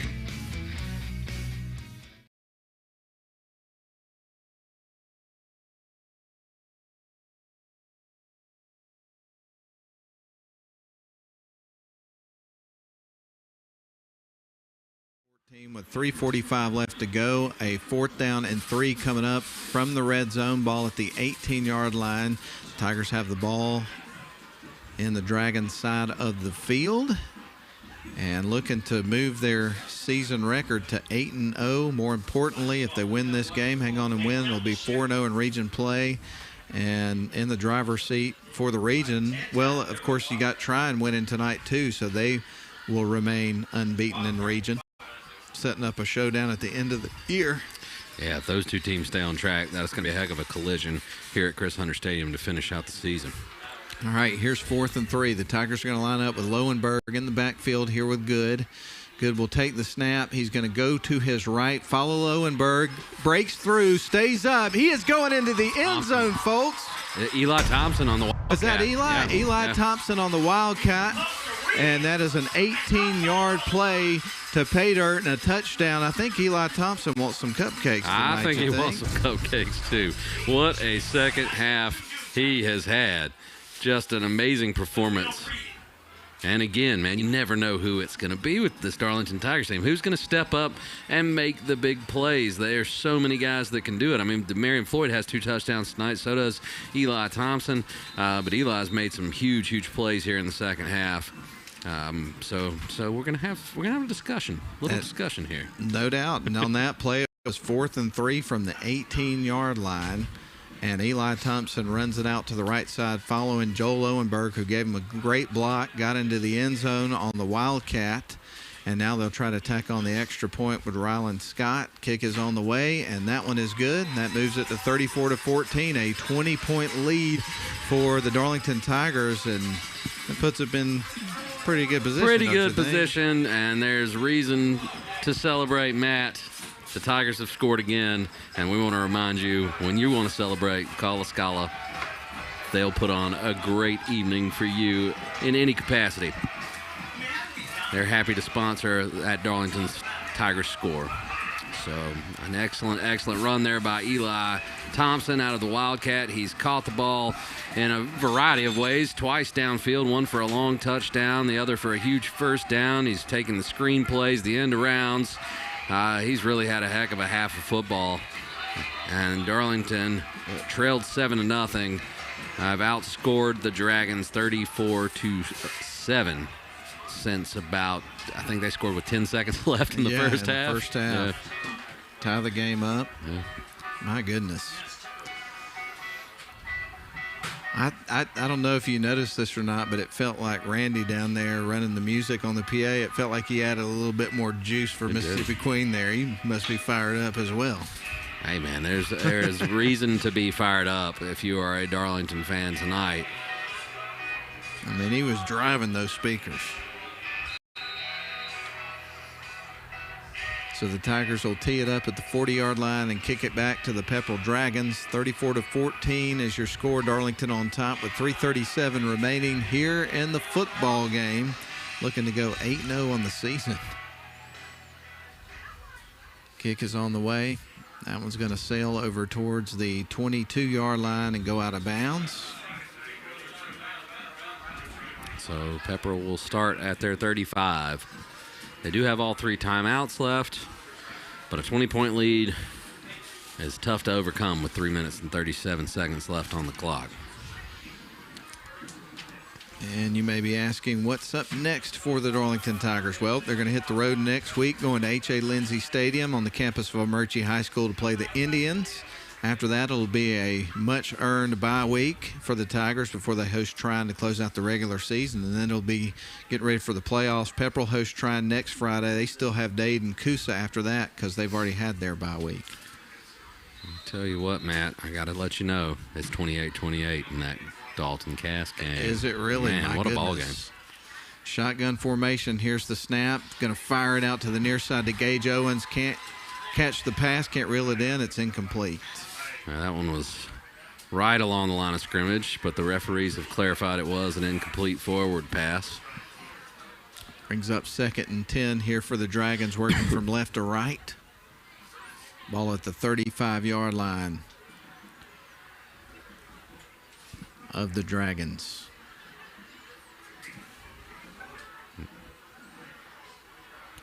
DJ Rogers in the backfield here with Jensen. Jensen gets ready to take the snap on 2nd and 10. He's going to turn, he's going to run the football off to the left side, and he's going to pick up about 4 yards, setting up a third, and still fairly long situation.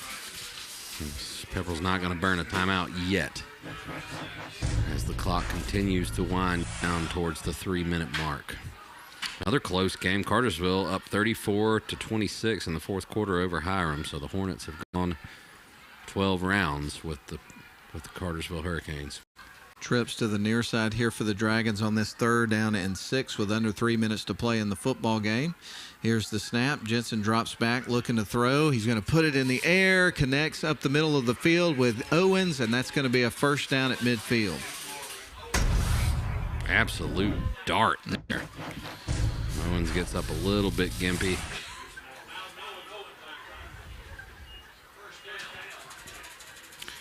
That was an Owens tackled by an Owens. Bowden Owens in on the play. Shotgun formation. DJ Rogers in the backfield here with Eric Jensen, quarterback for the Pepperell Dragons. 4 wide receivers. There's a snap. He'll drop back, looking to throw here on this first down play. There's some traffic around the quarterback, and he is going to tuck and run, puts his head down at the end of the play, and I believe he got another first down. We'll see where they mark it. And he bulldozed a couple of Darlington. Sammy Konchesky slow to get up. They're not moving the chains. He's going to be short about a yard. Konchesky's waving for a sub. He's down. They're going to have to attend to him. I tell you, Jensen lowered the boom on those guys out there on the edge. So while we got a second here, which college games do you look forward to the most tomorrow? Man, I'm ready to know. Are the Vols for real? They certainly look the part, and Alabama has looked a little shaky at times this season, and we're not sure if Bryce Young's going to play or not in this ball game. But I've told you, Matt, anytime I think that a team is going to expose Alabama, Bama flexes. And I just have this feeling Tennessee has a really good shot to win. So I won't be surprised if Alabama rolls them by 30 points. We'll see what happens, but I'm excited to watch that one.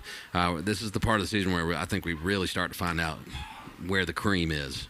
They rise to the top as the season goes over. Of course, you're going to have, Penn State and Michigan coming up tomorrow. That should be a lot of fun. Oh, that's a great noon kick. Kansas, they lost their quarterback for the season with game day. They're still hung tough for the entire game with TCU. They play Oklahoma. Who saw that coming? Brent Venables gets hired at Oklahoma. He did hire Ted Roof, which was a little bit baffling for a defensive-minded guy. Down from Alex up there, Georgia Tech fan. But so Venables' Oklahoma defense is Swiss cheese, man. They are just getting murdered. Can Kansas, without their starting quarterback who's done for the season, can they continue their hot start and beat Oklahoma? That's a good noon game to watch as well. Auburn and Ole Miss. Yeah, that'll be a fun one. You've got Notre Dame and Stanford's a good classic matchup. Florida and LSU. Of course, I'll be tuned into that one. You and I will be glued to the screen for Oklahoma State and TCU, and Utah and USC. It's a smorgasbord of college football, man. There's just not a dull moment tomorrow. Clemson and Florida State, that's always a fun matchup. Yeah, that was one I was kind of surprised you didn't put it on the list of picks this week. No, it was tough. It was tough to pick 8 games this week. Mississippi State and Kentucky. Can the Pirate keep it rolling, man? He's red hot right now. The way they're playing right now, it's hard to believe they lost to LSU. No doubt about it. No doubt about it. I'm just always waiting on the next Mike Leach press conference. That's where the good stuff is. He'll tell you how to plan your wedding and how he likes his PB&Js more than he'll tell you about X's and O's. Camera angles, all that kind of stuff. Here is the snap they're going to give, and he's going to be stopped short, setting up a 3rd down and 3 after the loss. The ball carrier on the play for the Dragons was Tyler Rogers, a freshman. And Pepperell's holding on to those timeouts right now. But kind of surprised at the play call. I know Pepperell doesn't pass it a lot, but they're still in this thing. Shotgun formation, 4 wide receivers. Jensen will get ready to take the snap. And he is going to be dropped almost immediately, and that'll bring up 4th down and about 2 or 3. McKay Rush, have yourself a game, young man. He has been in on some big plays, got in there and was able to gobble up the quarterback, and it's 4th down, and this is your ball game. I mean, the ball game's the ball game, but this is the bitter end if Pepperell doesn't pick this up. So 4th down and 3. Ball is at the 42-yard line. If he's hurt, he's got to go down. Do slant. Well, Tyler, he's got to go down. All right, we're going to have a timeout called by the Pepperell Dragons. And we're going to do the same thing down the line. 1:11 left to go. Darlington 34, Pepperell 14. A 20-point lead for the Tigers here at home. We'll be back in 30 seconds.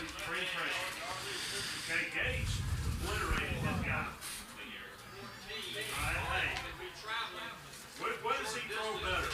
Shallow or slant? That's what I'm asking. Do you feel better with him throwing shallow or slant? I feel better with slant, but personnel was going to happen. Going shallow. All right. All right. Go deuce. Go deuce. Deuce. Hey, put Gage in the slot. Put Gage at wide. Tell McCain to go see and run a go. Tell McCain he's on the ball. Go deuce. 34-14, Darlington leads it at home with 1:11 left to go. A 4th down and 3 coming up for the Pepperell Dragons with the ball on the Tigers' 42-yard line. And it looks like the cheerleaders are leading the student section here in the alma mater. It's victory time for the Darlington Tigers. Did you know any of your schools' alma mater? Oh, I could sing it for you, man. I could. That's but sad, this is a Darlington broadcast, so I was a Rome High graduate, so I won't put the Tiger fans through that. 4th down and 3 as Jensen takes the snap. He'll drop, actually, a different quarterback in the game. Up the middle to Owens. He connects, gets the first down, and gets it down to the 26. And that was that Sam Ross at quarterback? Yep. So Sam Ross in at quarterback for the Pepperell Dragons. That was a dart. It was. Going to have trips to the near side for 1st and 10 with the ball at the 26-yard line. Ross takes the snap. He rolls right. Looking to throw. He's got company, puts the ball in the air, and that's going to be a no man's land, incomplete. A risky throw back across the middle.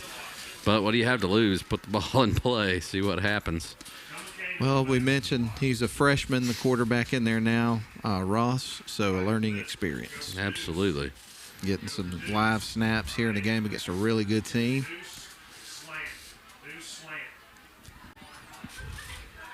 51.2 seconds on the clock. Shotgun formation. 2 wide set on the near side. A couple on the far side. Again, in at quarterback, Sam Ross here for the Dragons. He'll drop back, looking to throw, puts the ball at the middle of the field, and that's going to be... Wow! That's a catch. It's a catch. That is a catch. It deflected off of the intended receiver, right? It was his Gage foot. Owens, and then it was caught by Corey Moten, I believe. My goodness, that was wild. Absolutely a legal catch there. And that came off of his left foot. That is crazy. Well, this is 3rd and 6. Under 30 seconds to play. Dropping back is going to be... Oh, my goodness. He's going to be Joel brought down. Lowenberg just got angry. Man, Matt, that was beautiful. Sam Ross is going to be sacked for a major loss. I'll put a little bit of icing on that cake too, right there. No doubt. Man, that was physical. All right, this is going to be 4th down on a mile to go here for the Dragons, and looks like we're going to have a timeout. So we'll just keep it here through this one since we're towards the end of the game. But we will definitely have to take a break at the end so we can have a little conference to determine the Honeymoon Bakery icing on the cake player of the game. There's some guys in the running tonight. Yeah. It definitely requires a little debate. So we'll take a break. We'll figure that out quickly because I know the boys are back in the studio ready to take everybody's calls and give everybody the lowdown on what's going on across the region in high school football. But in this one, 17 seconds left to go with Darlington up by 20. 34-14, going to move that record to 8-0 for the season, 4-0 in region play. Pepperell's going to fall to 4-3 and 2-1. And when I'm on the no, just kidding. You went there. I didn't even realize that was happening. Anybody knows the Beastie Boys gets that reference. I won't finish off the sentence there, but you know where we were going with that. Shotgun formation, 4th and 16. Dropping back is going to be Ross. Puts it in the air. It's up for grabs, and who got it? Nobody. It's incomplete. That is the end, my friend. Ross threw it up deep, gave his guy a chance. He almost reeled it in. They fought for the ball as it went to the turf, and with 10.6 seconds left, everybody's favorite formation is about to occur, the victory formation. Indeed. So the Tigers will come back to the line of scrimmage one more time with 10.5 seconds left on the clock. As we pointed out several times throughout the broadcast, it's Alumni Weekend, and as coaches pointed out when it was homecoming and Alumni Weekend, this is an opportunity for the 2022 Darlington Tigers to show Tigers from the past what this group is all about. And I tell you what, so far it's been all about winning football games and they've done it a lot this year. 34-14 are undefeated, 8-0 on the season.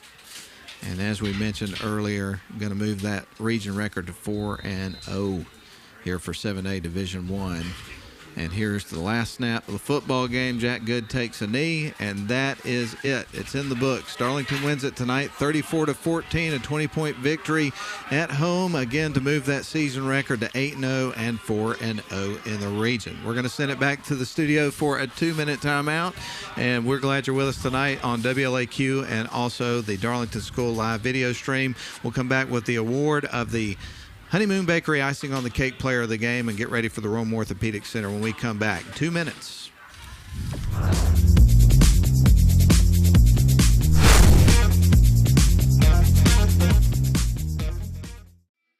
Darlington Football would like to thank the following sponsors for their support of this year's live stream.